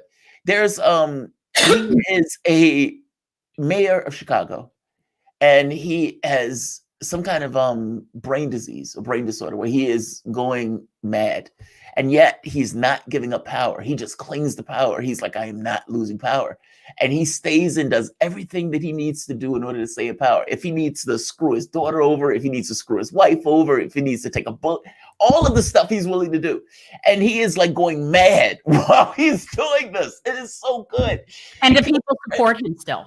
Yeah, but Kelsey Grammer is so vicious in that role. Like, he is like, there's a scene where they're trying to make the point about this notion of political gravity, where the person hates your guts, and yet that person, because of the politics of that stuff, and because you need something from him, that he could just emasculate you in these ways. Like, it's that. Like, there's one of the scenes where he walks up the bathroom and doesn't wash his hands and shakes the guy's hand, and the guy has to shake his hand anyway just because. Like, it's stuff like this, little stuff like that, just to be an asshole, just to show I have this much leverage over you. Trump has that.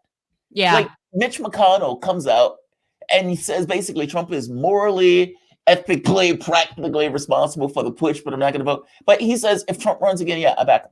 Of course, because they're party over country.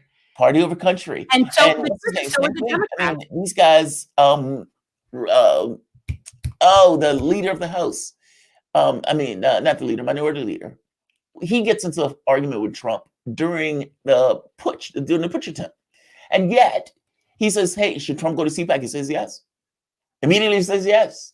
Liz Cheney was like, no, he shouldn't be there. And they get into this kind of little back and forth.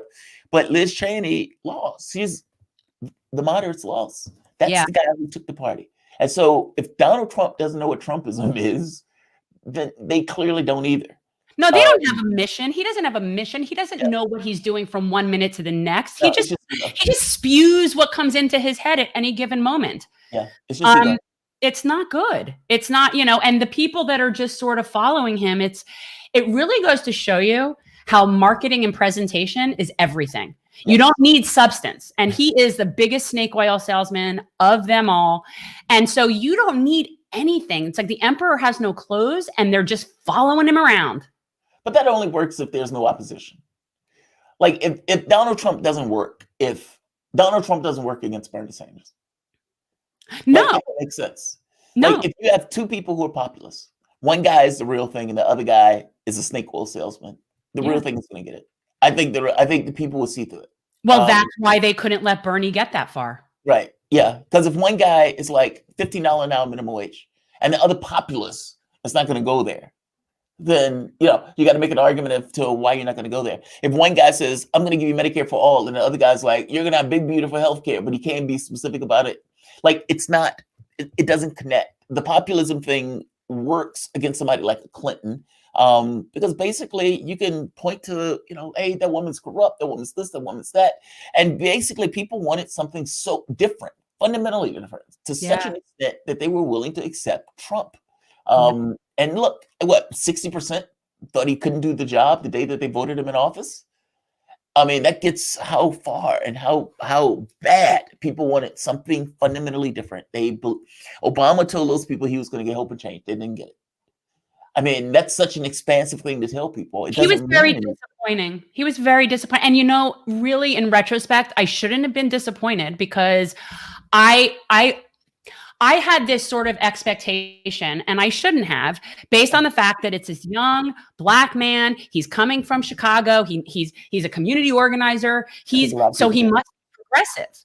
Yeah, he was never progressive. And so a lot of that's on me, like personally, like I shouldn't have ever assumed that.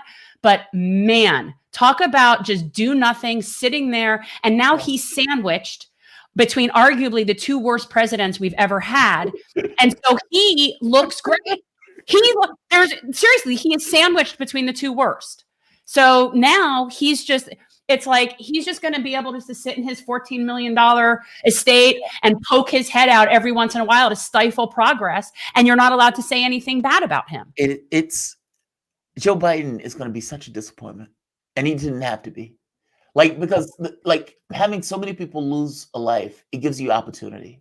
Like, you shouldn't let a crisis go without an opportunity. But those are for people who believe in things. Like, it takes somebody to believe in something that says, yes, I'm going to use this for crisis. If it's a Republican, I tell you this, they would have used it for some bad ends or some ends. Yeah. And well, they fall in line. They fall in line and they get done. They work their agenda. Yes. No matter what else, they work their agenda. The Democrats don't really have an agenda. But even that in and of itself is weird. Yes. I mean, because it's on some level an agenda. I mean, it may not be like it's an agenda of basically nothing.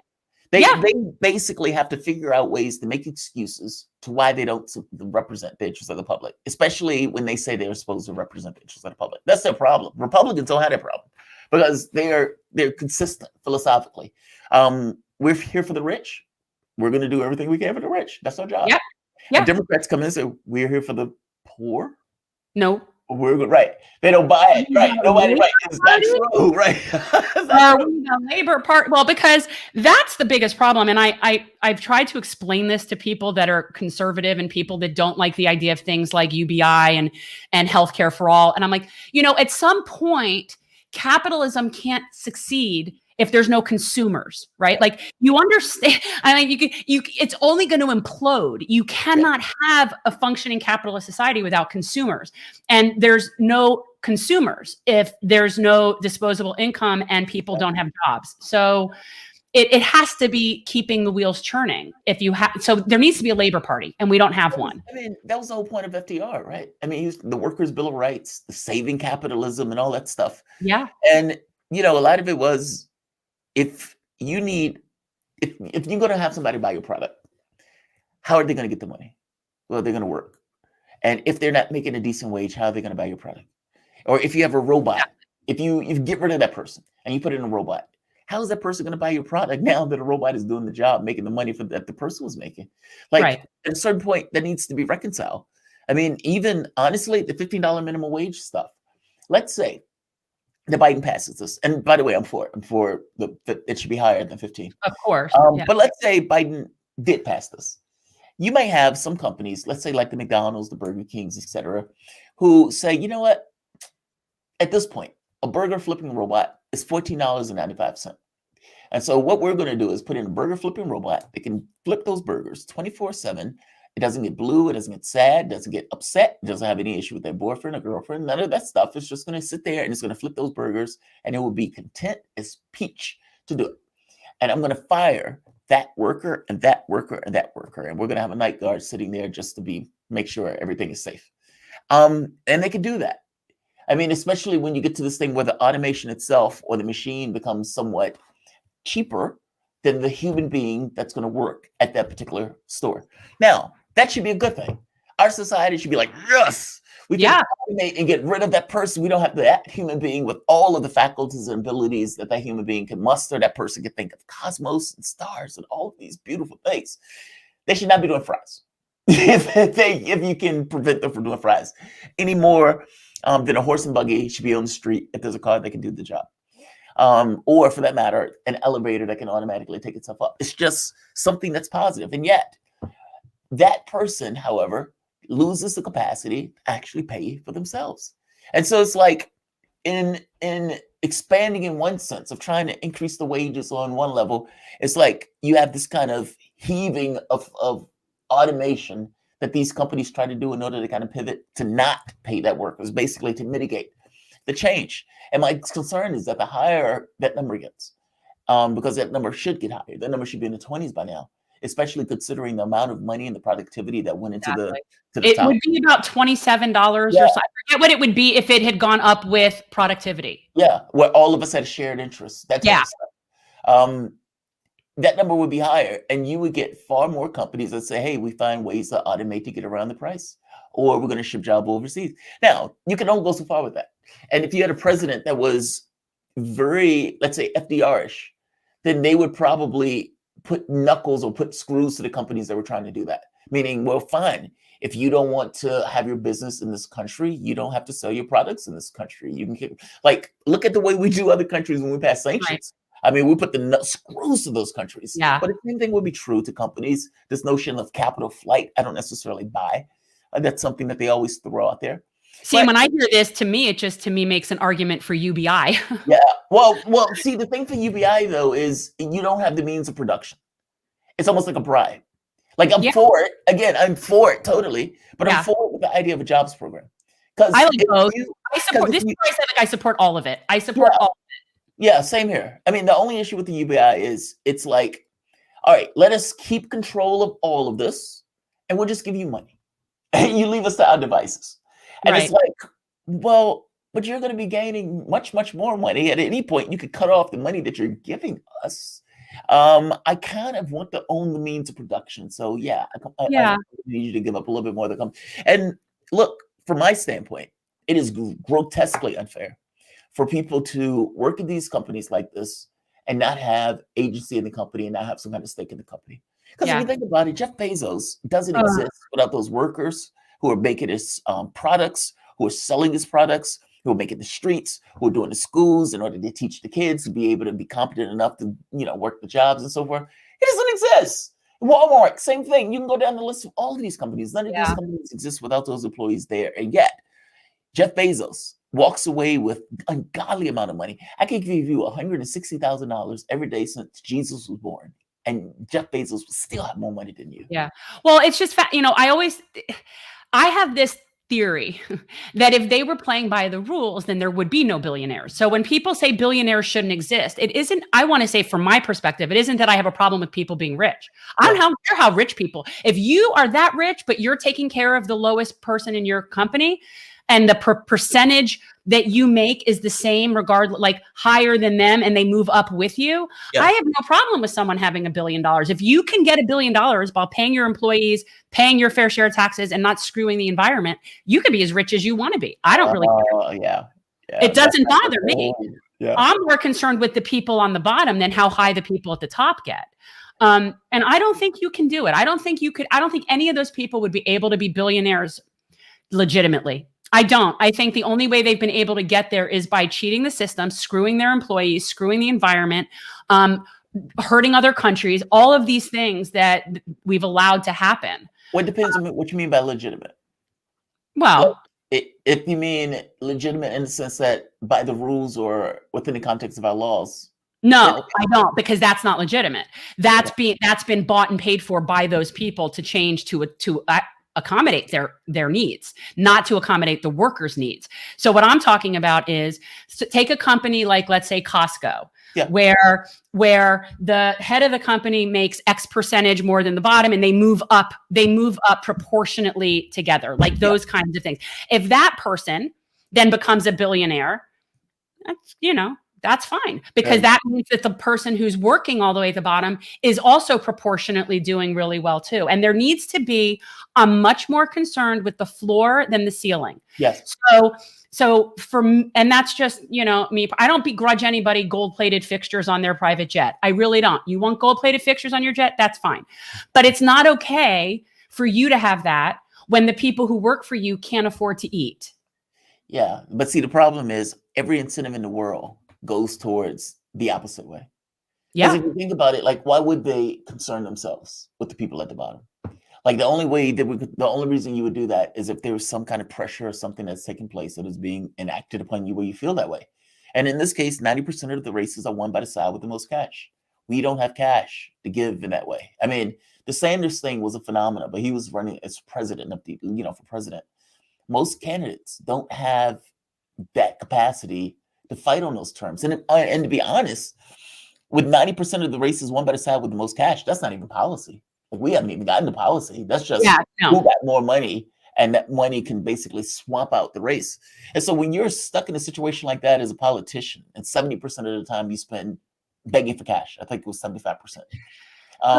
Your perspective will be in a particular direction, and it's not going to be for the people at the bottom. Like, you almost need a rigid ideological actor, and you're getting some of those. Like you said, Cory Bush. I think Bowman, I think AOC, I think some of these guys are far more ideological actors as opposed to just being this kind of transactional politics or this being willing to kind of go along and get along with the typical politics. AOC does sometimes, especially with Yeah. foreign policy. Hey, we could get lucky and get Nina Turner in there. Oh God, I would love Nina Turner being there. Isn't that the best? It would be the Yes. best. Love I Nina know. Turner. Love Nina She's Turner. definitely. See, now I'm waiting for her to get in and for someone like Jimmy to go off on her and see how that goes. I mean, the people who back him will back him regardless, and that's unfortunate. Like, But honestly, I was honestly shocked at some of the behavior because I saw like there would be people who would be like rational people who know he's wrong, and it's like you make the point of saying, "Are you really believe that AOC is standing in the way of healthcare? Like, do you honestly believe that?" And it's like, well, she kind of is. It's like, get out of here. You're lying. You're lying. You're lying. You don't believe that. And you would find like these type of arguments, like this vitriol that seems, I don't get the hatred towards her. I just don't. And it seems like some of that is going on the left, which is just weird. Yeah, I didn't know what the hell was going. I don't know what's going on with the left. Why do we eat our own? Yeah, I don't quite get it. I don't understand it right now. I don't like it though. It's ugly. All right, I have to ask you something totally random, and I could be hallucinating that you used to say something like this, but what did you used to call Michael Brooks in relation to Sam Cedar? Oh, work wife. Okay, that's what it was. It was his work wife. Okay, Yeah. because I knew there was something like a phrase or something that you used to say about that. Yeah, I used to joke about talking about the work wife because he was always like his battered spouse or like you. Right. I used to joke about the battered spouse talking about this. It was like because I think Michael Brooks was a little bit more to the left than Cedar. Oh, definitely. I think Cedar was That's a huge loss, by the way. That was a huge loss. I felt so kind of bad for Cedar on this. Regardless of me joking, Brooks or anything, I always consider these guys in my sandbox on some level. Exactly. Yeah. I learned a lot from Cedar, like just like in my before getting heavy into the politics and just kind of, I mean, same thing with Oberman or Rachel Maddow. Like when I was when they were good, when she was good back in the Air America days. Yes, or during the Bush administration. But again, you could be that person when Bush is in office, right? It's when Obama gets in office where you could see, oh, I see what's going on now. It took that for me to be like, I see what's going on. Now I see it. Like I didn't get it before. But you learn a lot from sometimes those people when they're in that space. And sometimes you just realize, oh, right, I'm further this direction than they are. I'm far less attached to the party structure than they are. It's like you learn that stuff. I'm far less tethered to this kind of national perspective than they are. Like, and you adjust yourself as such. But that's different than the human element, right? Like a political argument is not the same thing as that's a person, and that person has people who love him and care about him. And regardless of me joking him or whatever else, never. Oh yeah, no, I knew you were always. Oh, this was always in fun. Like this was always in fun. Absolutely, I never thought otherwise, but it was just really funny to me. And I love Michael Brooks. Like he was amazing, and I actually thought, to me, much more journalist than Sam Cedar. I don't think Cedar would call himself a journalist. No. I don't think Brooks would. I mean, I think Cedar, I don't know. He did some pretty good stuff. Okay, he might. I mean, like I don't know Brooks entirely well enough to make an assessment, but I don't think Cedar would call himself Cedar. I have watched. I binge watched Cedar, especially when he's going after libertarians. It's some of the funniest videos ever. He puts on a class in arguing and how to argue. Like he really does. Because there would be people like you could just see like the gears working in his head of like, all right, just let him go. Let him go. All right, just doesn't like an attack. Like you can just see it working in his head. And you're like, all right, I got to take notes on that. That's actually a pretty good idea. He has such a calm demeanor that it's so much more effective. He's so smug. Oh, it comes off of him in waves. He's so smug. And sometimes that works, right? Like there's certain people you're like, yeah, the smugness is good right there, right there. But there are other times where it's like, oh, that's so over the top. Like it's just oozing out of him. There's a guy who was there's a British cat. I can't think of his name, but he was interviewing. He is so smug. He is like the smuggest man alive. But when he was interviewing, was it Blair? Yeah, Blair. Or Tony Cameron. He was interviewing Cameron. And that smugness just works because he's interviewing like this world leader. He's like looking down and I'm like, how many food banks were there when you took office? And just pulls back away, just lets him answer. And then he waits, the guy's kind of trying to explain and he comes back. He says, well, this is the real answer. Why were there so many food banks if you did so well? And like, it's such a great intro into you failed on this. But I'm going to let you try to explain it. And when you can't explain it, I'm going to go hit you more. And the smugness works. Yeah. It definitely works when you have facts on your side. Right. That's the other thing. Right. Those pesky facts. Yeah. Facts can be stubborn, pesky things. But yeah, I learned a lot from Cedar. I mean, like I said, I didn't like the smugness. And I didn't like what seemed to be vitriol against Dorr. Like and this was like in the beginning where like they blindsided him with this kind of attack because he didn't support Hillary Clinton, and they were basically browbeating him like, "How dare you?" That I remember, and that was the first I noticed big rift in left media that I really saw. And you had like YT on one side and like Jimmy Dore on the other side, basically. Yeah, and I mean, it was a split. I mean, I didn't back Clinton. I think I voted for Joe. In fact, I know I voted for Jill Stein. I did too. I was Stein. Yeah. And to me, it was like, yeah, no more. I'm done. Especially after Gene Sanders. Gene Sanders in and of itself seemed like a red line. I know. The whole thing this lasted. I mean, like I said, to bring it back full circle, I was not happy about voting for Joe. It wasn't like I wasn't pushing it. I wasn't supportive of it. I was resigned to it. Yeah.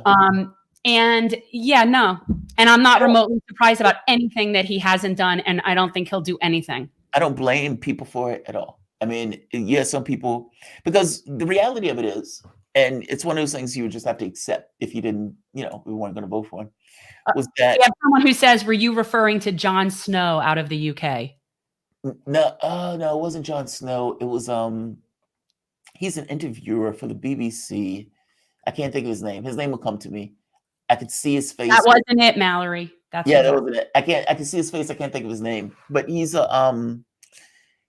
a British journalist who is great at interviewing. I can see his face. In fact, I can see him having a conversation with George Galloway on election night, where them two got into a back and forth because he asked Galloway, how did he feel beating a black woman for a seat in somewhere? And again, he was so smug. He was being a dick to Galloway, and Galloway had like just won.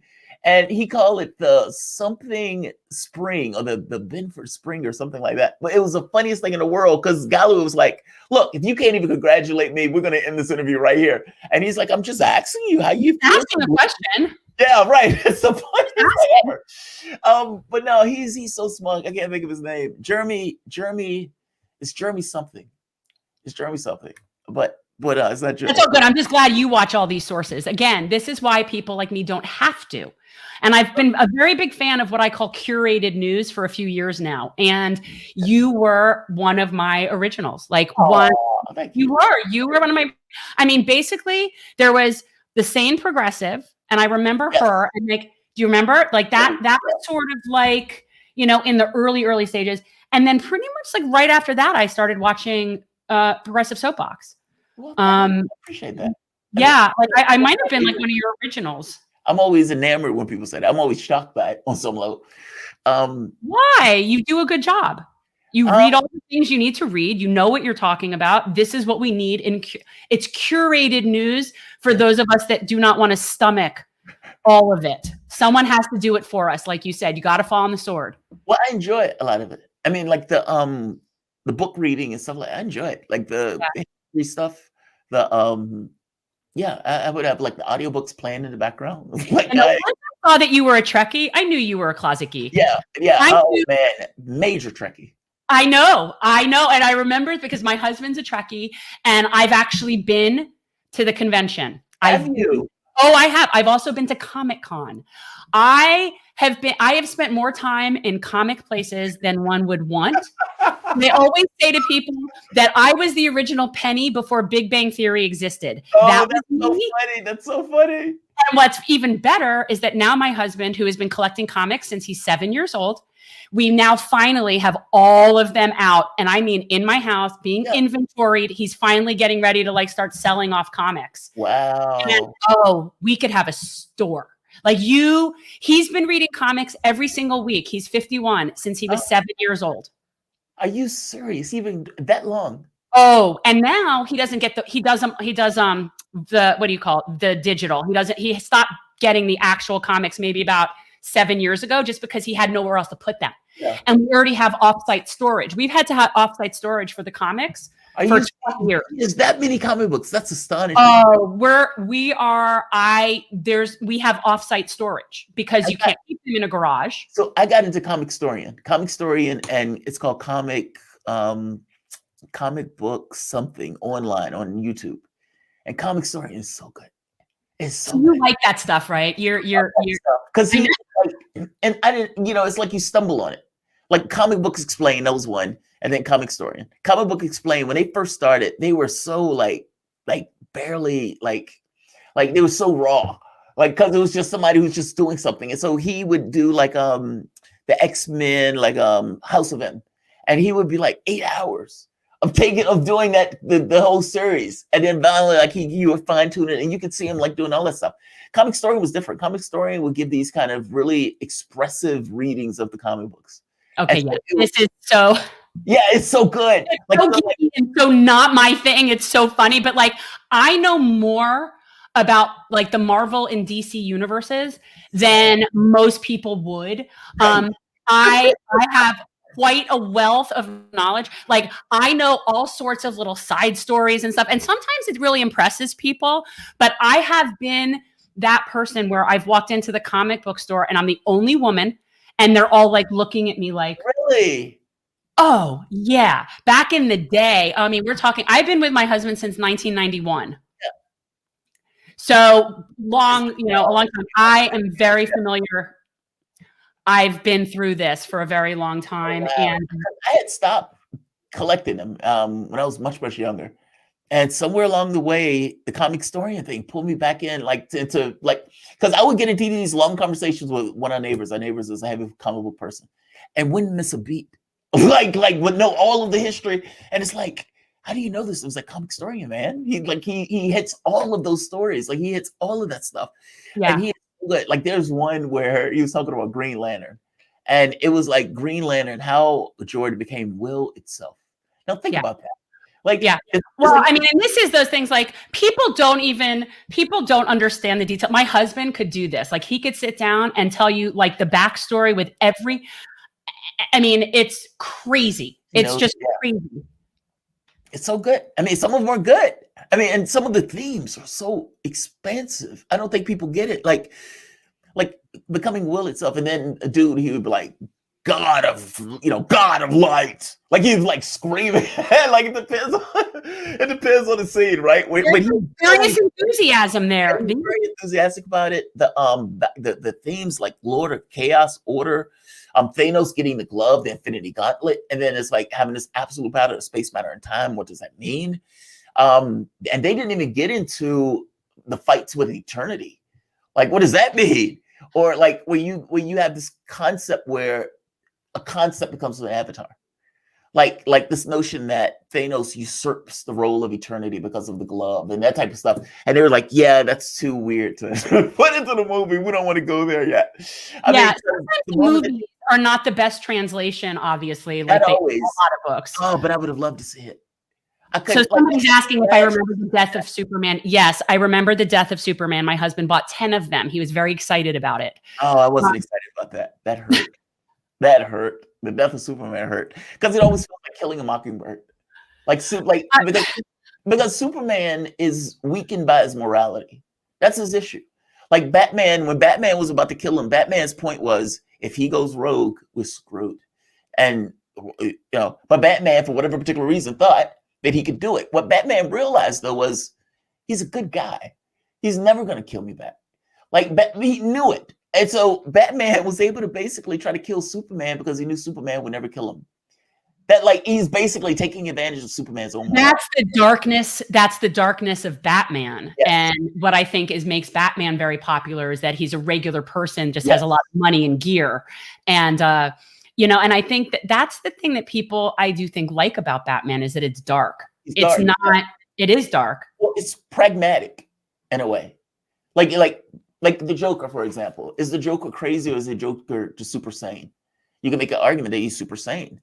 Like, none of this stuff is real. All of these things are just, you know, like when you're making an argument over free speech. Well, it's not real. That doesn't exist. It's just a law that they put on the books. Britain doesn't have it. Many other countries don't have it. The rule set, the Bible, the laws, none of these things are real. These things are just things that we have concepts that we accrue around, that we accept. Social constructs that we've created to create order where there is none. Exactly. That's all there is. And the Joker is like, none of it's real. That all of you on your worst day will drop this stuff like a hot potato and will behave in other ways. And he's right. The environment creates behavior. And so when your environment changes, behavior which changes. was the best Joker? Heath Ledger, easy. Heath Ledger. Heath Ledger was so good. Yeah, he was. He was stunningly, shockingly good as a Joker. Yeah.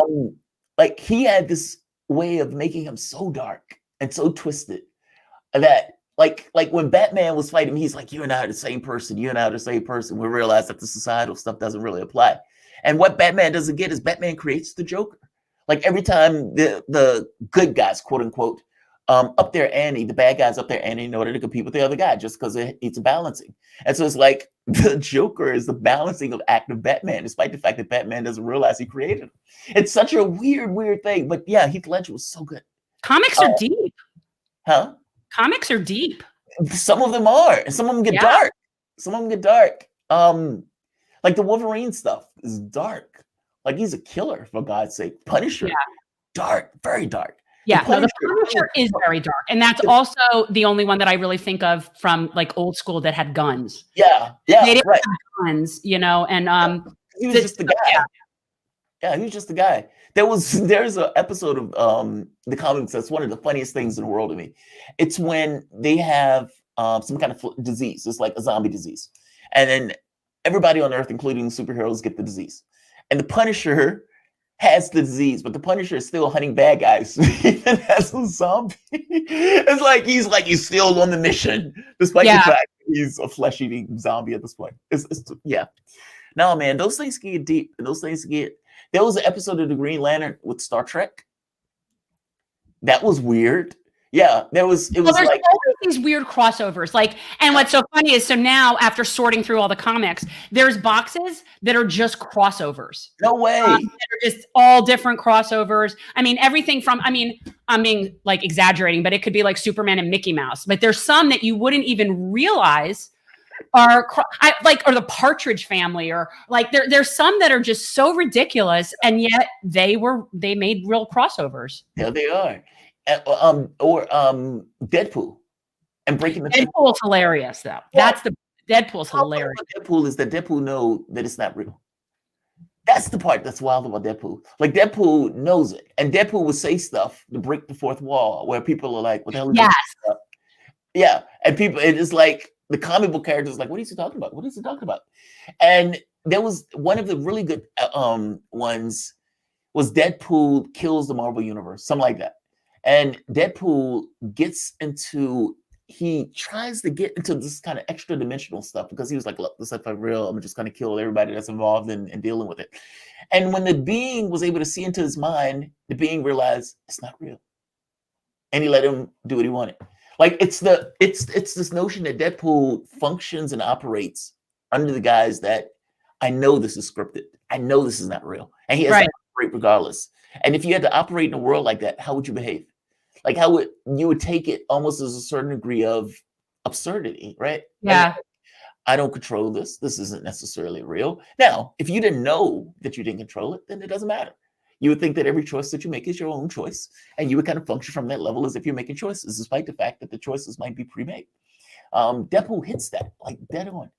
He's so good. Yeah, I mean, like, I thought those were great. I actually really like those, and I thought that Ryan Reynolds did a great job in that role. I love the fact that he jokes himself.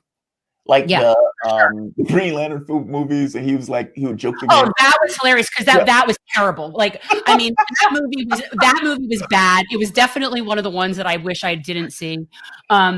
It wasn't good, but yeah, the fact that they mock that is It's hilarious. so funny. He even mocks what's his name? Wolverine. I can't think of his name. Like he'd be joking. But Oh, I Hugh can't think of his Jackman, name. Yeah. The one who's playing Wolverine. He jokes him. But yeah, it's yeah, man. Those things can be complex. They could be really interesting in regards to the storylines. so we've been talking now for a while, and we can wrap up. And I just want to know if there's anything you want to like talk about before that. I know that because really this was about that you were deplatformed, and a lot of people were deplatformed, and that this is a censorship problem, and that was really like the impetus. So if there's anything you want to say, like wrap up, people here, most of the people here are definitely fans. So yeah. Well, yeah. Yeah, the censorship thing is a big deal. Look, they think that the issue is that people are putting things online that are false or that are wrong or that are contesting their point of view of the world. And a lot of this has to do with the fact that they get things wrong. Like it's the credibility gap. It's people looking around thinking something I'm not being told. And so they would go to an Alex Jones because they think Alex Jones is telling them something behind the scenes. Alex Jones might get 5% correct, but the 5% correct might be something that they're not being told, giving them this impression that, hey, this guy knows something. I guess I'm making the point that there's always been this issue of fake news. That's never been different. And we may have technology now, we may have these things, platforms and everything else. That is true. But the fake news thing was always part of the equation. The issue is that your government has basically dropped the ball in ensuring that the public trust is kept up. It's left all sorts of people to be alienated against their government, which creates a certain amount of frustration and anger. And the news media, who basically has been trying to do this kind of American perspective stuff, reality is diverging from that perspective, in which case it creates a credibility gap. That's not solved by getting rid of content or getting rid of people making their conversations. If there's a Nazi on basically saying, hey, let's go murder Tom, fair enough. Get the guy off. That guy's dangerous. But somebody on making an argument about something that you may disagree with, you may think is entirely wrong, you may think is entirely false, is not the same thing as somebody who's dangerous or harmful. Those things are different. And so I think we will be at the worst end of that if we let that prosper. Because look at the sites they took down, Palestinian sites. They took down some sites who were Telesur at one point. They destroyed Telesur at one point. Press TV. These are sites that are basically giving a different perspective of the world because they don't necessarily like the perspective that these people give because it's counter to the U.S. perspective of things. One guy, they took him off Twitter because he translated a speech from some Iranian cat. No, these are things that, people should be able to have these conversations. Yeah. And our media and everything else should be brave enough, bold enough, especially if they're telling the truth, to be able to have these type of conversations. And oftentimes you get a lot of spin.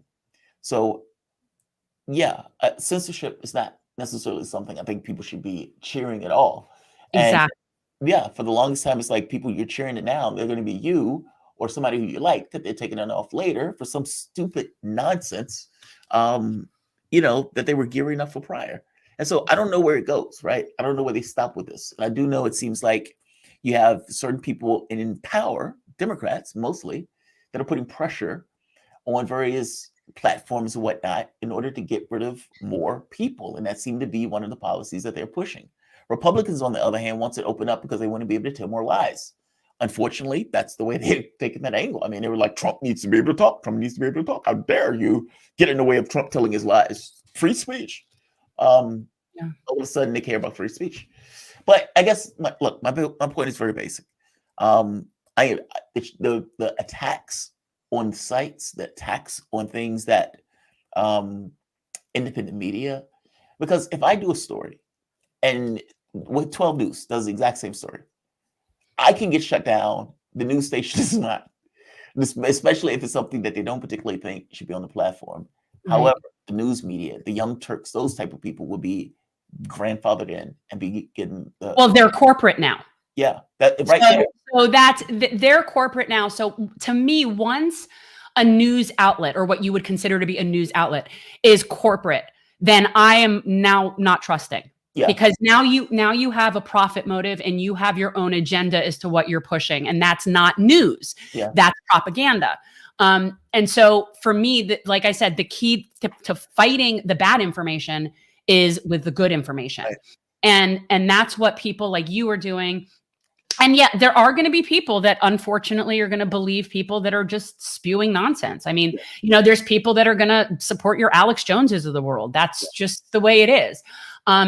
But I think people really don't understand that free speech really only matters when it's speech you don't like. Right. That's when it really matters. It doesn't matter when we're all singing Kumbaya. Okay. So I think that we need to be, recognize that just because we don't like something or we don't want to hear about it, that it will be us next. Yes. And I think the only reason we haven't had to deal with this is I wasn't monetized and I'm not threatening enough and nobody would bother with us at this point. But people like you who have been doing this for years and have been building up your channel, that this is a major problem. Yeah, it's a big deal. I mean, it really is. Yeah. I mean, it's a big deal. I mean, I would say there needs to be a union, to put it mildly. But one thing, more than a union, nationalize and make it it's a public platform at this point. Yes. It's our commons, and we should regard it as such. And I get that there's a political heft to get that done. Fair enough. But I don't know an alternative to it. Aside of, because it seems like they're acting like publishers. They're making certain choices of keeping one over the other.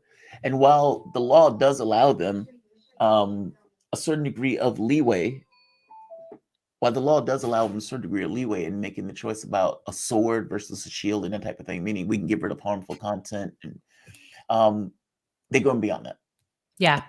That either something needs to happen to Section 230, meaning it needs to be adjusted, or something heavier needs to happen where these guys are made utilities. And look, this is just a free speech issue. And like you said, there was always people around that were lunatics or that sort of saying that it was nonsense. That's not necessarily a reason to destroy channels. So No.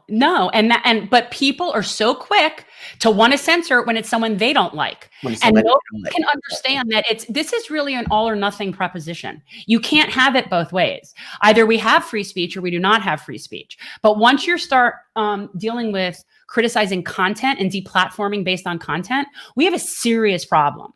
And I just think it's really important that people know that. And so I'm really thankful that you came on and you spent so much time talking to me.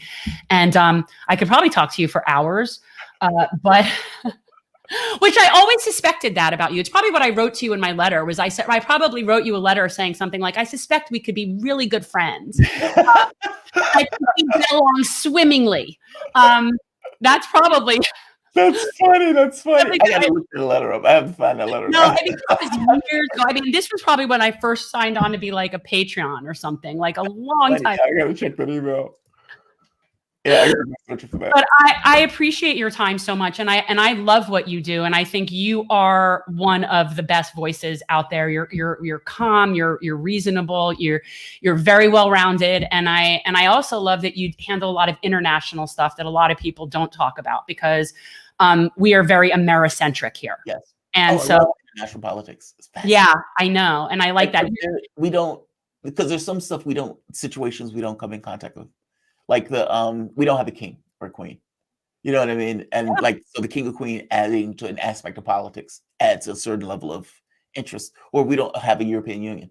That's like this overriding body that's you have to negotiate stuff like that. And so you get this kind of dual level of politics where the level of the country versus the level of the European Union and the difference between the two. Even Myanmar, like Suu Kyi and the fight with the military. We don't have that. Like there's a civilian rule of the military that's pretty well established. Whereas there, she tried to undermine the power of the military, and the military has the guns and responded. And so now you have this kind of weird situation. There's certain situations that don't arise here that pique my interest abroad. So yeah, I love international politics. And I appreciate that so much about you. And so anyway, anytime that you want to chat, we can chat anytime. And I'd love to have you come on at any point during our Assange live stream, especially since it's such a big issue about censorship. And obviously the pardon Assange issue is very big to me. I've been like worrying about Julian Assange for, it seems like 10 years now. And I don't think people recognize how critical this is. I don't think people understand that trying somebody who's not a citizen under our Espionage Act for printing the truth is the death of our First Amendment. And I'm not being hyperbolic. And I think that it's a really big deal. And so this is something that I just thought, you know what, like, what if all of the left, instead of eating our own, come together and support Julian Assange? Because it's a massive thing. If they go through with the thing for Assange, anybody that's in the press is fair game. This is the problem. I mean, for printing the truth, printing the truth. Yeah. And I that's horrifying. There's something symbolic about that. Like, if you're going to like torture the guy, because look, the torture is the point. It's not, I get like trying to get him here and everything else, but the torture in public is the point. It's, you know, you try to get files, you try to put information about this empire and everything else. Well, we're going to punish you for it. Yeah. And we want everybody to see the punishment that takes place with you either being dragged, kicking and screaming back here, or looking crazy in the embassy, being dragged out of the embassy. We don't care. It's just very scary. I don't think people understand the gravity of the situation. Yeah. If they get him and they prosecute Assange, everybody else is fair game. And I got to be honest, even the precedent that's set by them trying to prosecute him, I know, is problematic. It is. I mean, so yeah, it makes, like, The Guardian, The Washington Post, New York Times, all of them printed his work. And it's like, so what? They're not fair game, but he is fair game. And this argument that, oh, he was a computer hacker. How are you ever going to prove that? How are you ever going to prove that? Chelsea Manning is not going to talk.